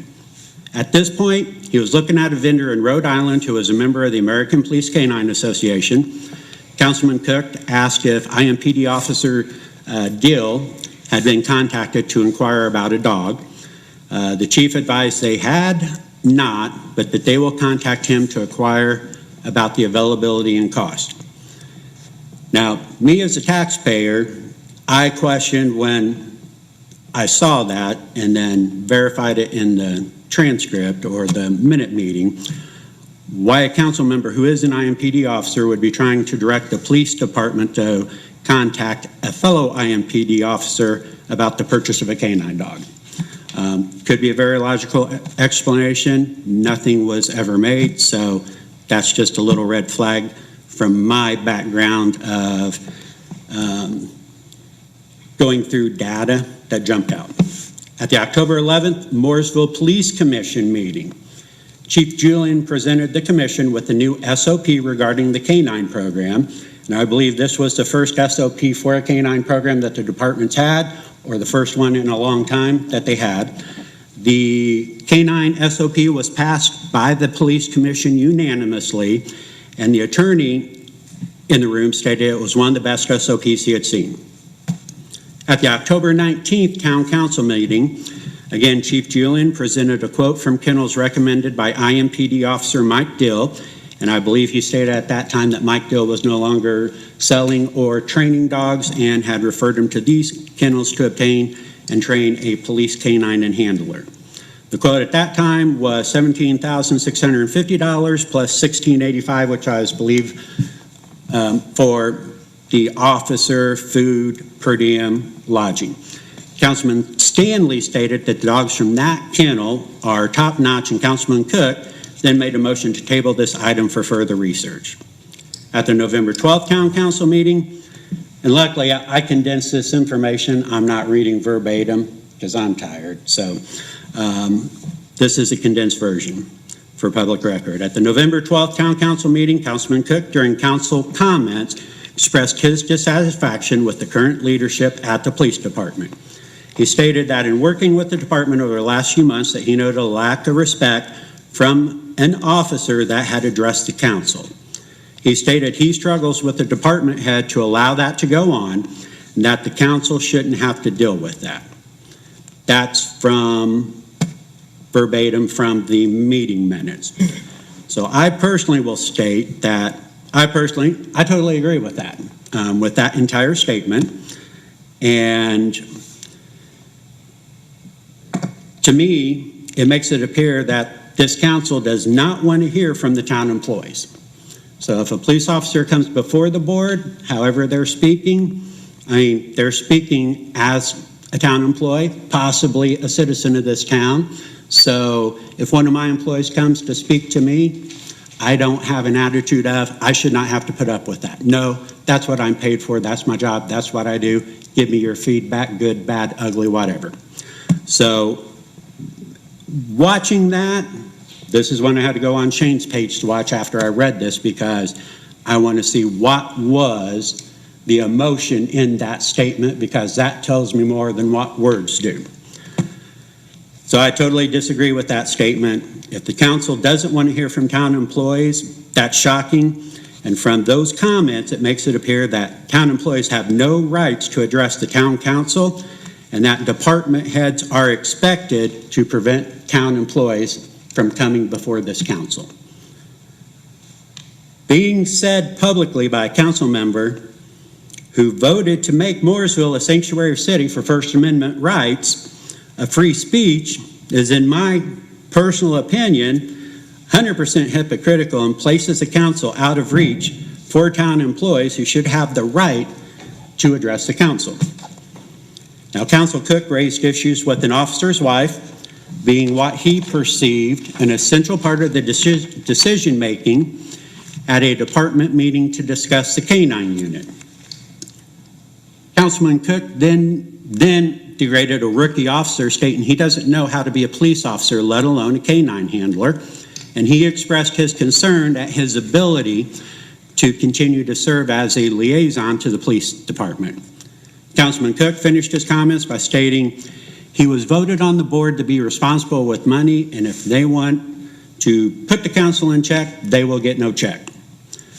Council President Worthen expressed his agreement with Councilman Cook's statements regarding the current leadership at the police department, and you had the caveat that if what Councilman Cook said was true, then you agreed with his statements. And Councilman Stanley expressed gratitude to Councilman Cook for his stance on the current issues at the police department, since you are an active officer. After I watched this portion of the meeting, I reached out to some of the people that were at that meeting that was referenced. From my understanding, that meeting was not a department meeting as stated, and it was held by Braxton Hughes. Everybody up here knows Braxton Hughes because every video where Canine comes up, Braxton seems to be the #1 proponent for it. And so I got in contact with Braxton Hughes. The name was familiar, then I found out he had blocked me on Facebook because him and I are total political opposites. And so I had to go to an intermediary to hook up. And then after talking, Braxton and I are the same person. So it seems like he's my twin. So Braxton is not an employee of the police department. He's the one that set up this meeting. He invited people to this meeting as a supporter of the Canine Program to work out a solution to the town not having an active canine. I was told that the wife of an officer did not hold the meeting, did not start the meeting, did not call the meeting, and was there by invitation since she's been active in promoting the Canine Program and has been active in fundraising for the program in the past and present. Braxton initiated the meeting and invited people to the meeting. So if that is correct, then this was a meeting requested by a member of the public and not a police department meeting as stated in the record. So it would appear that the representation of this meeting made by Councilman Cook may not be totally accurate and totally factual. The next town council meeting held on November 16th has the most time devoted to the Canine Program out of any discussion, out of any other meeting. So I'm just going to directly reference from the meeting minutes. Because at that point, Chief Julian addressed some comments that were made at the previous meeting that I just covered that Councilman Cook had brought up. Chief Julian was invited to a meeting that Councilman Williams also attended, and Councilman Cook was invited to participate in. Chief Julian denied that a rookie officer in attendance made a statement about keeping the town board in check at the meeting. Councilman Cook refuted that statement and claimed that was the interpreted takeaway from the meeting.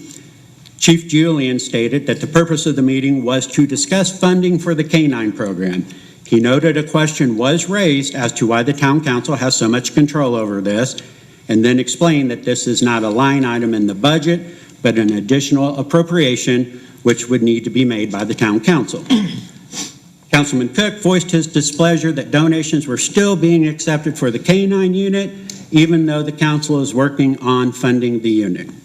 Chief Julian reiterated he could not stop people from donating to the fund, and that any monies given, he would have to direct to that fund.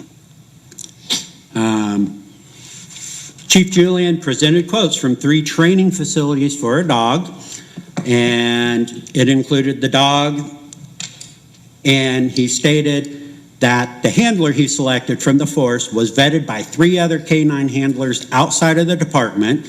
The handler had taken initiative to begin going to drug interdiction schools and attend canine training at Hendricks and Morgan County on his own time, and that he believed that, I believe it's Landtime Kennel, meets all of the marks that they are looking for in being within the association that the town is already a part of. And from what I was told, it looks like that officer that was in consideration, that the town may be losing that officer. Councilman Williams stated that he likes the source is from Indiana and verified that the chief knew of dogs that came from that kennel. And there is a discussion about how the funding would be handled since there's no specific line item. And then Council President Worthen asked what a dual-purpose dog is.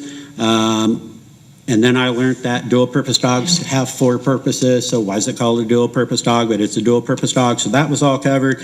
And that by being a dual-purpose dog, it does cost more and there is more intense training. Councilman Cook stated that he's not in favor of giving an inexperienced officer a canine. He's in support of the program, but is concerned about its present direction. Council President Worthen specifically asked if the town needed a canine unit. Chief said yes. Councilman Williams again stated his support for the program and wants to see a specific line item. And at that point, which we were November 16th, Chief Julian said he believes he found money in his budget for this year to fund the program. And again, Councilman Cook expressed that he is not confident in the program as it stands, even with funding. It was determined the dog would stay with the department if an officer left. And Councilman Sweeney asked if the Canine Academy would have input on the ability of the handler and was told an affirmative on that. Councilman Williams made a motion to move forward with the purchase of the canine, so thank you, Shane, on that. Motion died for a lack of second. Councilman Stanley stated he would like to see what the police commission does for the SOP before he moves forward. And Chief Julian said he would send the approved canine SOP to the council, and that SOP was passed on October the 11th. So I'm not sure at that time if it had been seen by the council or not. The December 7th town council meeting is not posted on the town website. So once again, thank you, Shane, for your Facebook page and for not blocking me. During the public comments, Braxton Hughes stated that he was upset that the canine unit was no longer being discussed, wasn't being put on as on an agenda item. Councilman Stanley noted that he would like to have a revised SOP. So this is another instance where we're going back to we don't have an SOP, and I don't know if a revised SOP is revised from the one that was passed by the Police Commission October 11th, or was no one aware of this SOP, or was it never forwarded on? Councilman Stanley stated that he agreed with waiting on the department. Councilman Worthen wants to wait for an updated SOP and wants to see the item back on the agenda sooner rather than later, and that was back in December. Canine SOP was passed unanimously by the Police Commission on October 11th of 2021, and yet the council is still saying they want to wait on a revised SOP. Was there something in the SOP which the commission passed that the council doesn't like? I mean, that's just an open question to the council, because my throat's dry and I'm tired of talking. Yeah, there was some things that I had questions about liability-wise that I wanted to run by legal. Okay. I don't have my bullet points in front of me, but I have them. I can get them. Okay. But one of the issues was they were going to use an attack dog to track like an autistic kid that was missing. You know, if the dog rounds a corner and if it's on a leash, and let's say the lead is 8 feet long, as it rounds that corner, it doesn't know that's an autistic kid. It's not going to go start licking the kid. It's going to bite and attack the kid. Those were some of the questions I had that I had. So we've used these dogs, dual-purpose dogs. This whole county has used dual-purpose dogs to track missing persons, juveniles, and they've never been bit. Now, there have been other officers bit, I know that. But they use these dogs all the time for that. So. that was just one example that I was going to give you that A revised said, policy was set Thank you. Yeah, because that's one thing I kept seeing is a deference to Councilman Cook, except for Shane, who doesn't defer to anyone, and that's a direct quote. So there's been a broad deference to Councilman Cook on this, SOP or will defer to Councilman Cook. And I'm not ganging up on you. I'm going to respond to you. I'm just giving you your time. You're on here You're everywhere. Good. You're so. good. And we've never met, no interactions. Sure. You haven't arrested me, pulled me over anywhere. Well, if I stop you, you're in the wrong place, so. Yeah, well, if you stop me, I'll be like, hey, call, I've got, my daughter-in-law's dad's a captain over there, so. Oh, is that right? Yep. Okay. So I'll just be like, hey, call Captain Henson, or Hensley. At the same meeting, during council comments, Councilman Cook stated that he is concerned with the council allowing public comments from someone who does not live in the town. He also stated that the Canine unit is being worked on to be fully funded and sustainable by the town, and that he is passionate about it if it's done right. Now, being the lucky taxpayer and member of this town that got to go through every town council meeting since July of 2021, there's usually none to very little public debate, and tonight you guys wish there was no public comments, I know, but I'm up here. So to have a council member state that he's concerned about comments from someone who does not live in the town is a little concerning to me.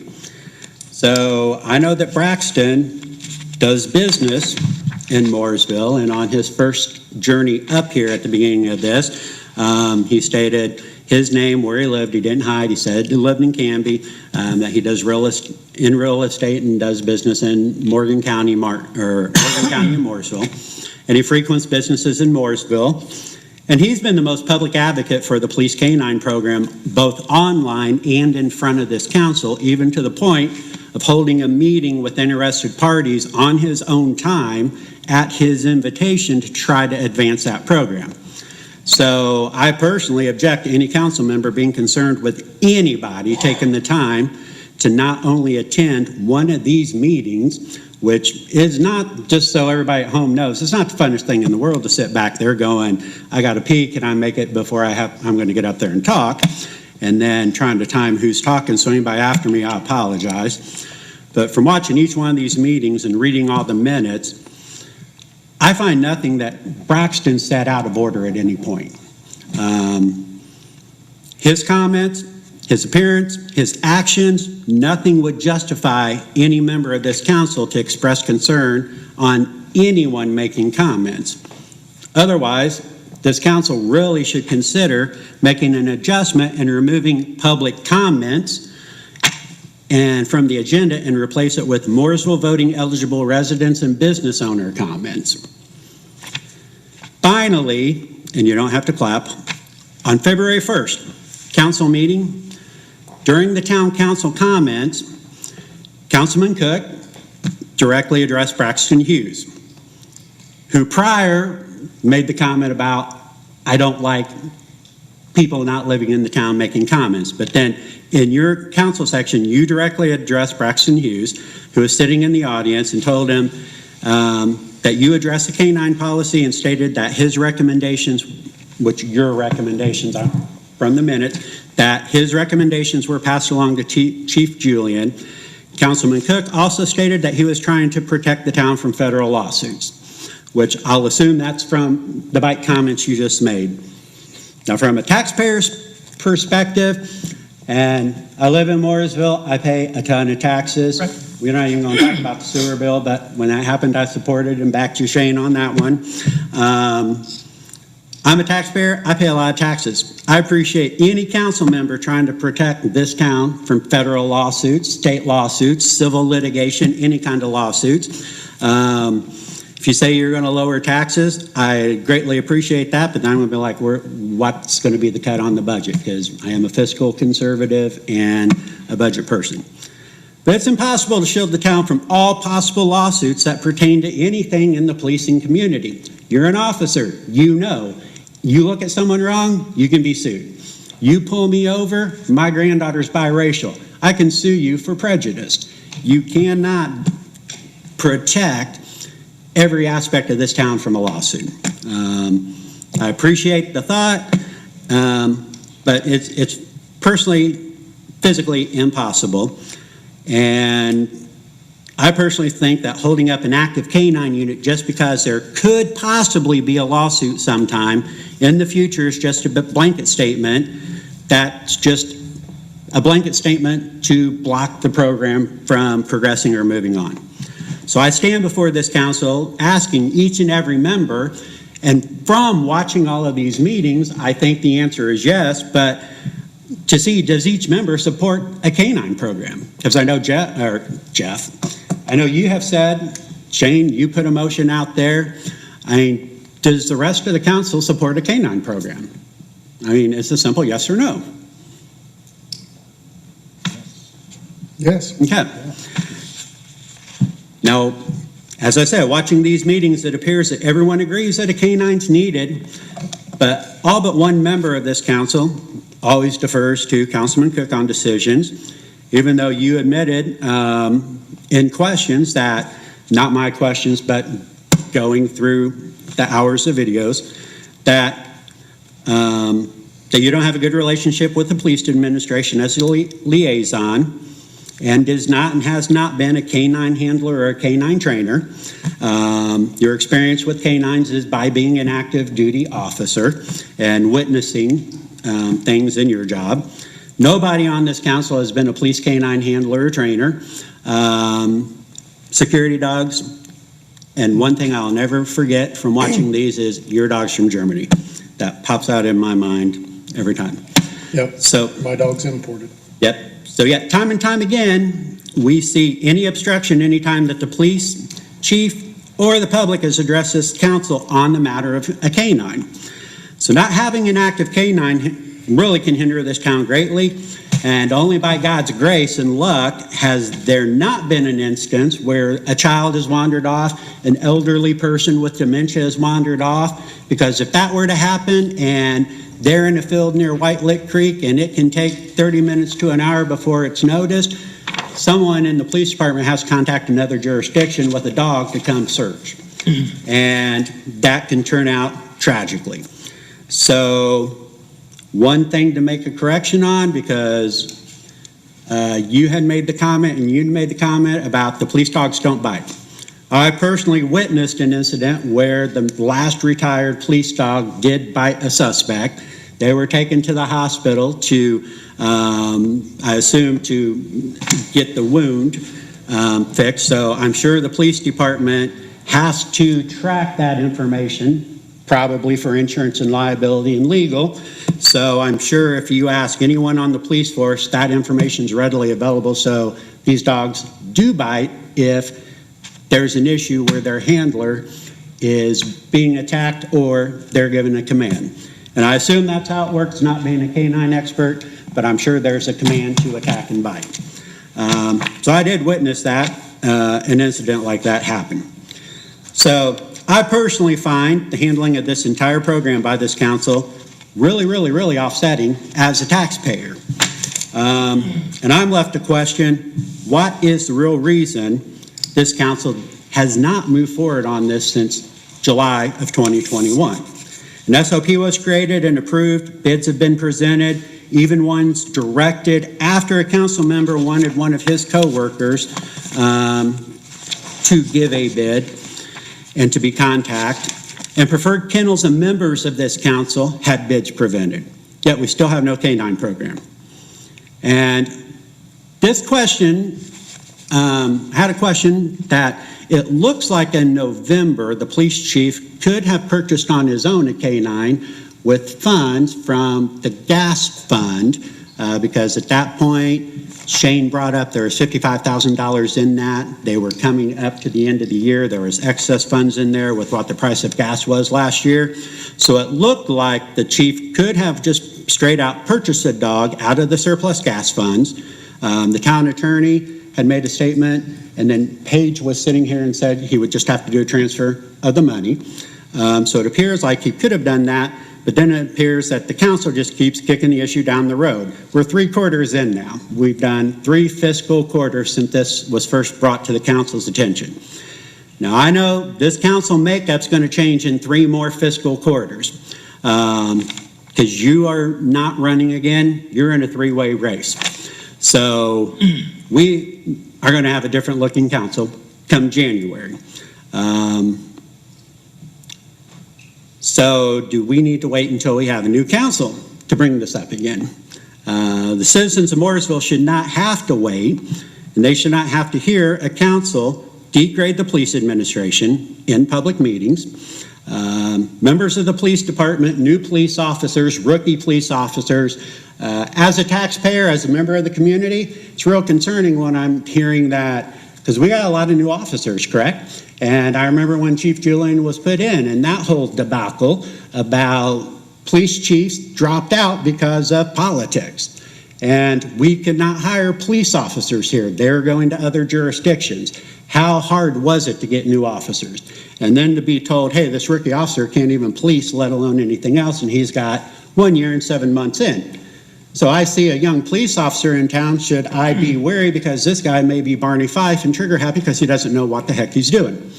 That's my takeaway when statements like that are made. They may have been made in anger, may not have been made without thought, but words, once they're spoken, it's very hard to take those words back or to change a perception. Police department employ spouses and members of the public. So I applaud anyone that comes up here, makes statements. Good, bad, indifferent, don't care what their political beliefs are, what they're saying. I applaud them for that. No member of this council should degrade any of that, in my opinion. Councilmember Williams put a motion to vote for funding up once. Nobody on this council would second this. Since then, we've heard really excuse after excuse, attack after attack. And at this point, I really have no confidence in any statement that says, we just want to do this program right. We've passed that a long time ago. I thought in the third quarter last year, beginning of fourth quarter, we were there. We're still not there. We're nowhere near. The police commission and the administration created a canine program. And yes, yet this council wants to interfere and delay, and delay, and delay, and delay more. Please, anyone tell me what I'm missing after watching all these videos, going through these minutes, standing up here for way too long, covering this information so the public knows the timeline of what's going on. Because to me, it appears that this has moved way beyond any policy issue, and this has become a personal issue by one council member holding this entire program hostage. I'm here to ask you to fund the police on this canine program. I don't care who the chief is. Chief, to me, doesn't matter. People back there, it matters. I've not had any interactions, have never spoken to Chief Julian. I've watched him on here. I will say, you have much more patience than I do, because every time you brought up a proposal, what was given back, I would have lost my mind. And Shane can attest to my temperament at times. So I applaud him for that. So to me, it doesn't matter that you guys just terminated the chief of police. This still matters to the citizens of Morrisville. Police commission approved it. They approved the SOP. You guys appointed the police commission, and I believe at one meeting you explained to Braxton how the police commission works. They run the department, and then they come to you guys for input or guidance on certain issues. So if you refuse to fund a canine, say so now. I mean, just say it out loud, and then I'll join fundraising 100% and raise funds, so whenever anybody can agree, there's money there for a canine.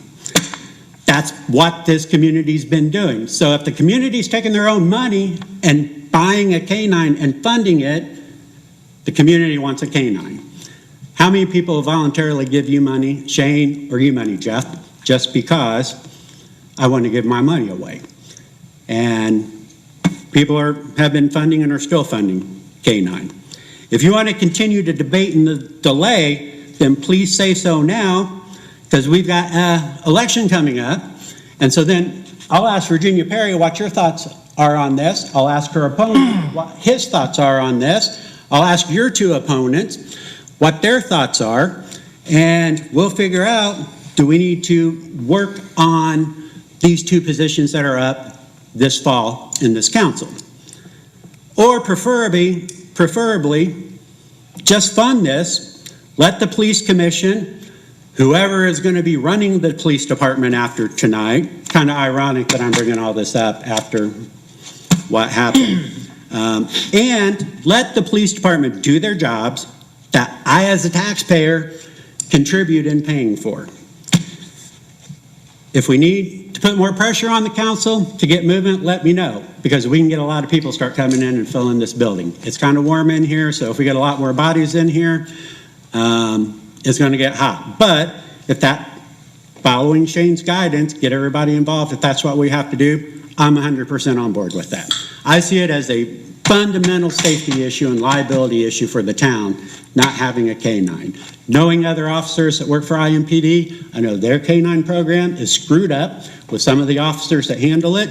I've been told from other agencies that Mooresville's past has had some issues, but that there weren't issues with the last K-9. And so I don't have the fear as a citizen, if a K-9 came in my house, I'm going to be bitten and attacked and sue you. Because more than likely, if a K-9 came into my house, I did something stupid that you guys, or that the police are there for, and that the K-9's involved in.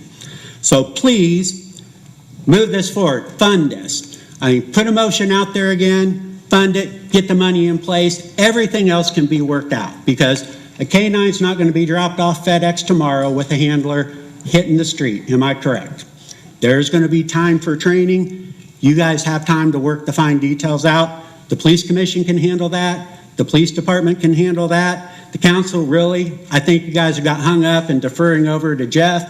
I'm not saying that you have issues personal or whatever, but from my viewpoint, it looks like when I watch my employees and an issue goes from, hey, it's a work issue to it's a personal issue and there's something else going on, that's what it appears. So just please move one way or another so that this community can get behind whatever is needed to do to get a K-9 active in this service. And I am finished, so now you can all clap and thank you. Are you wanting responses to some of that, all of it, or do you want to meet with me, or what do you want to do? Yeah, I mean, it's public comment. We can see if there's other Okay. other Sure. comments. I don't want to hold anybody up, and thank you. You can respond when it's Rob Samuels. Rob Samuels. Okay. Is there any other public comment?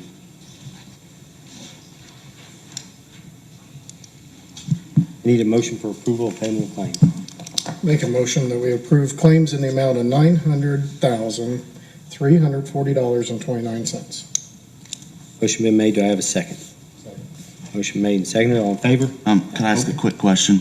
On the claims, there's a payment, a refund sewer bill to my company for, I think it's on page 14, I think it was like $40, and the reason is I sold a property at 145 East High. You had paid that. I had paid it, and it's a refund because I sold the property, and the title company probably paid him again. I don't think you have a conflict there, but if you want to abstain, you can abstain. Okay, I think I will abstain just because. I thought, now, if it was $899,000, then maybe. Yeah, I mean, I probably don't have to, but I'll abstain just, I mean, I interrupted the vote there, so. No, that's all right. Motion made and seconded. All in favor? Aye. Abstain. Abstain. Yeah. 401.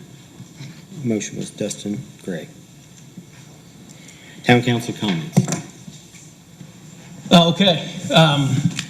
Rob, first of all, thanks for watching the videos and getting brought up to speed on that, okay? And I'll reiterate it, whether you buy into it or not.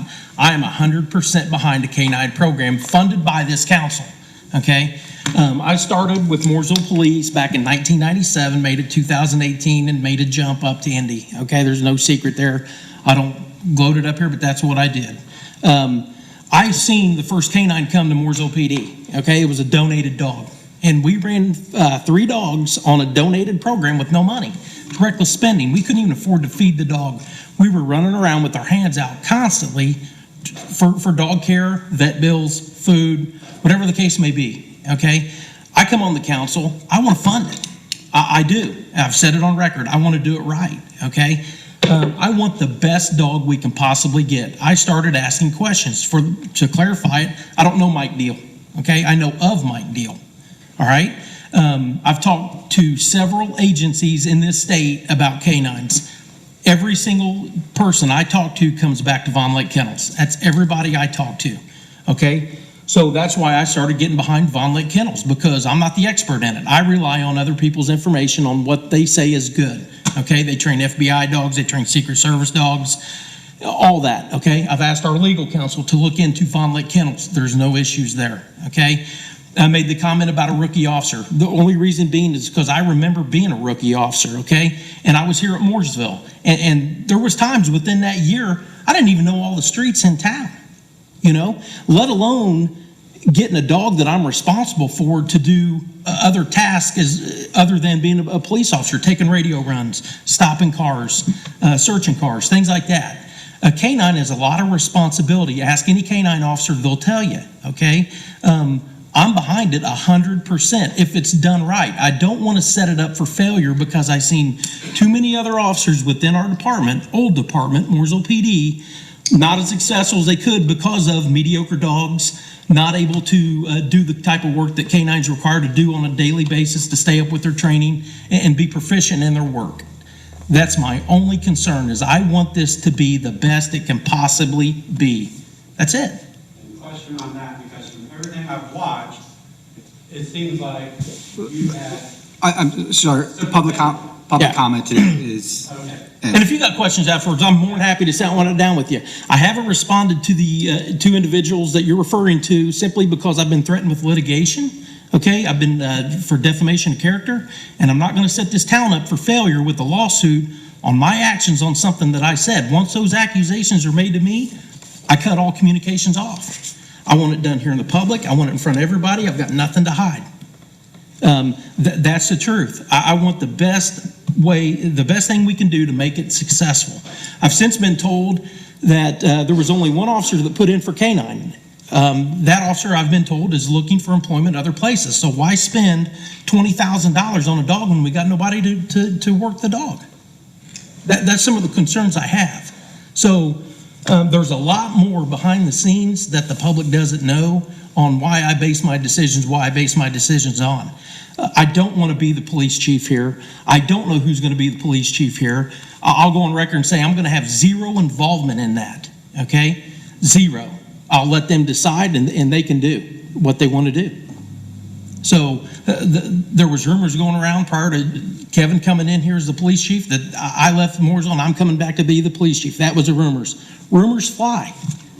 So that's not the case, you know, and I understand rumors are always going to be there. I get it. I appreciate you bringing it straightforward, because I've got nothing to hide, and be more than happy to sit down with you one-on-one or whoever and answer any questions you got. You might not like it. You might not buy into it, but all I can do is be honest with you. That's all I can do. Appreciate your time. I'll start with a couple things on the Canine Program. I felt like I was kind of the one that resurrected it. It wasn't being talked about, and I brought it up early on.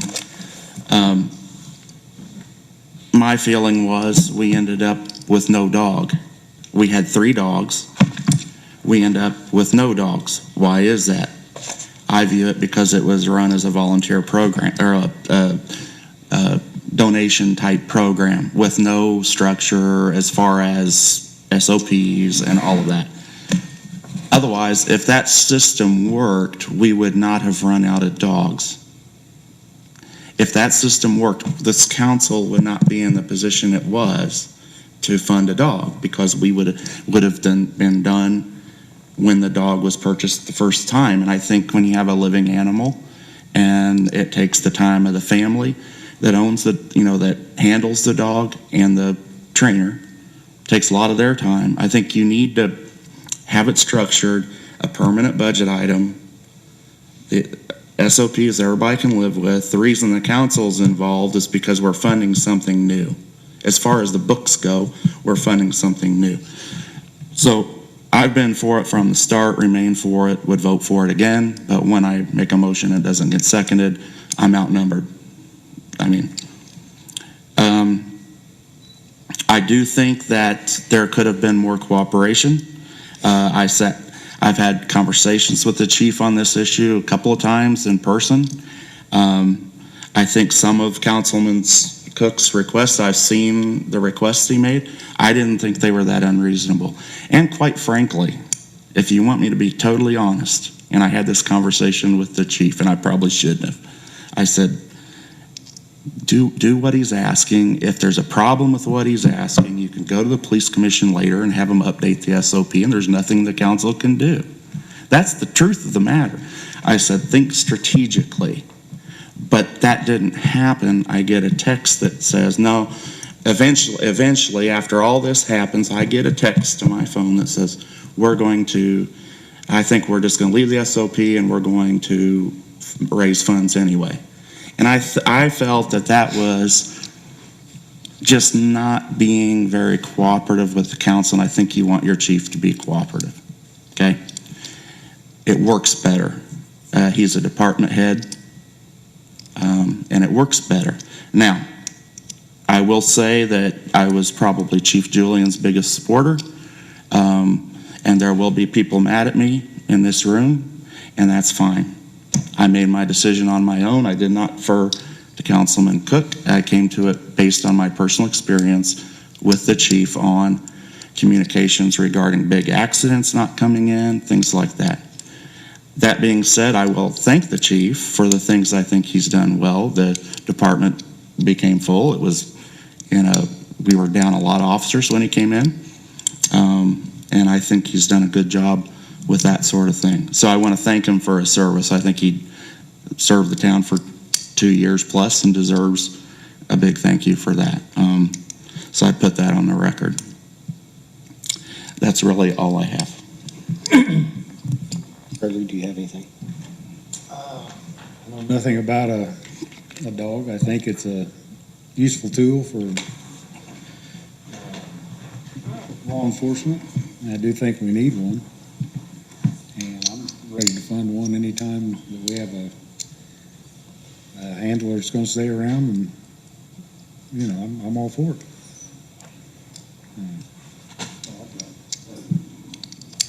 It may be, I don't want it to be a slap in the face, but Gavin, I've been sick all night on this decision. I really have. I know you may not want to hear it, but I appreciate you. We had some good off-topic conversations eventually. We go to the same church, so I appreciate it. Take it for what it's worth. We had an opportunity to meet on our capital improvement plan.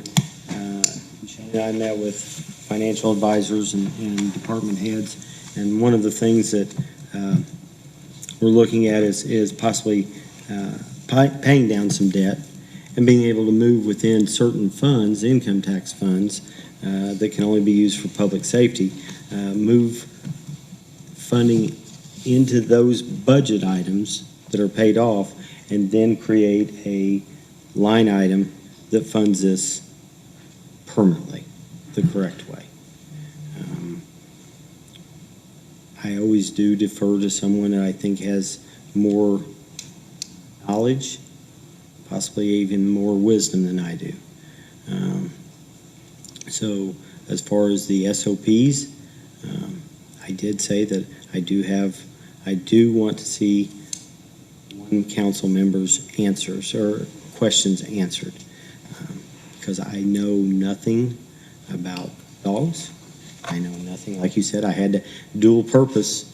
Which two are they? Oh, it's 4. So, I am learning. Braxton, I've had conversations with you, same sincere conversations. If we're going to do it, we need to do it right. Total budget for last year, as far as our levy, we were $318 shy of our maximum levy, and that wouldn't fund it. In the past, department heads have been asked, when they have a project like this, what do you want to lose? Where do you want to move monies from? We're in a position to where we can move some monies around and pay off some debt, some obligations that we made, dispatch centers, fire trucks, and open up some fundings for all of our departments. But there are certain funds that can only be used for public safety, and by moving permanent expenses out of the police department's budget into that, whether it's a benefits, they call it the 100 numbers, whether it's salary, whether it's benefits, we can move that into that. We're already paying a lot of those out of that Lowit tax. We could take that money, take it out of their fund, and then fund a line item that says dogs. Do it and do it right. It's been said before, we've done it as far as volunteer or donations, and that's not the right way to do it. We've not had, prior to this, we've not had a police chief that said, I want to get rid of this line item to fund the dogs. I'm going to continue to do it the way we're doing it because I don't want to give up something that I already have for my department. And in order to do that, we have to figure out a way to make it permanent and not something that is easily cut down the road when we do have budget restraints or constraints. So it has to be a permanent deal. So I support it. I support doing it right. As far as the SOPs, I am going to defer that. As far as the funding part of it, I'll take the lead on that. I'll figure out how to do that if they'll let me. So that's it. Thank you very much for your time. I appreciate it. Our next meeting date is Tuesday, April 5th. You guys want to have it here? Okay. Motion to adjourn. Motion to adjourn. Black dogs. Second. Who seconded? Motion made and seconded. All in favor? Aye. Justin, Jeff.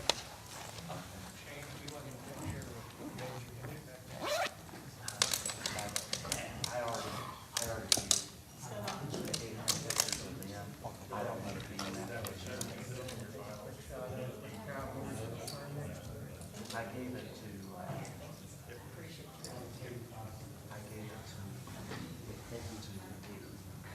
has he given it to you?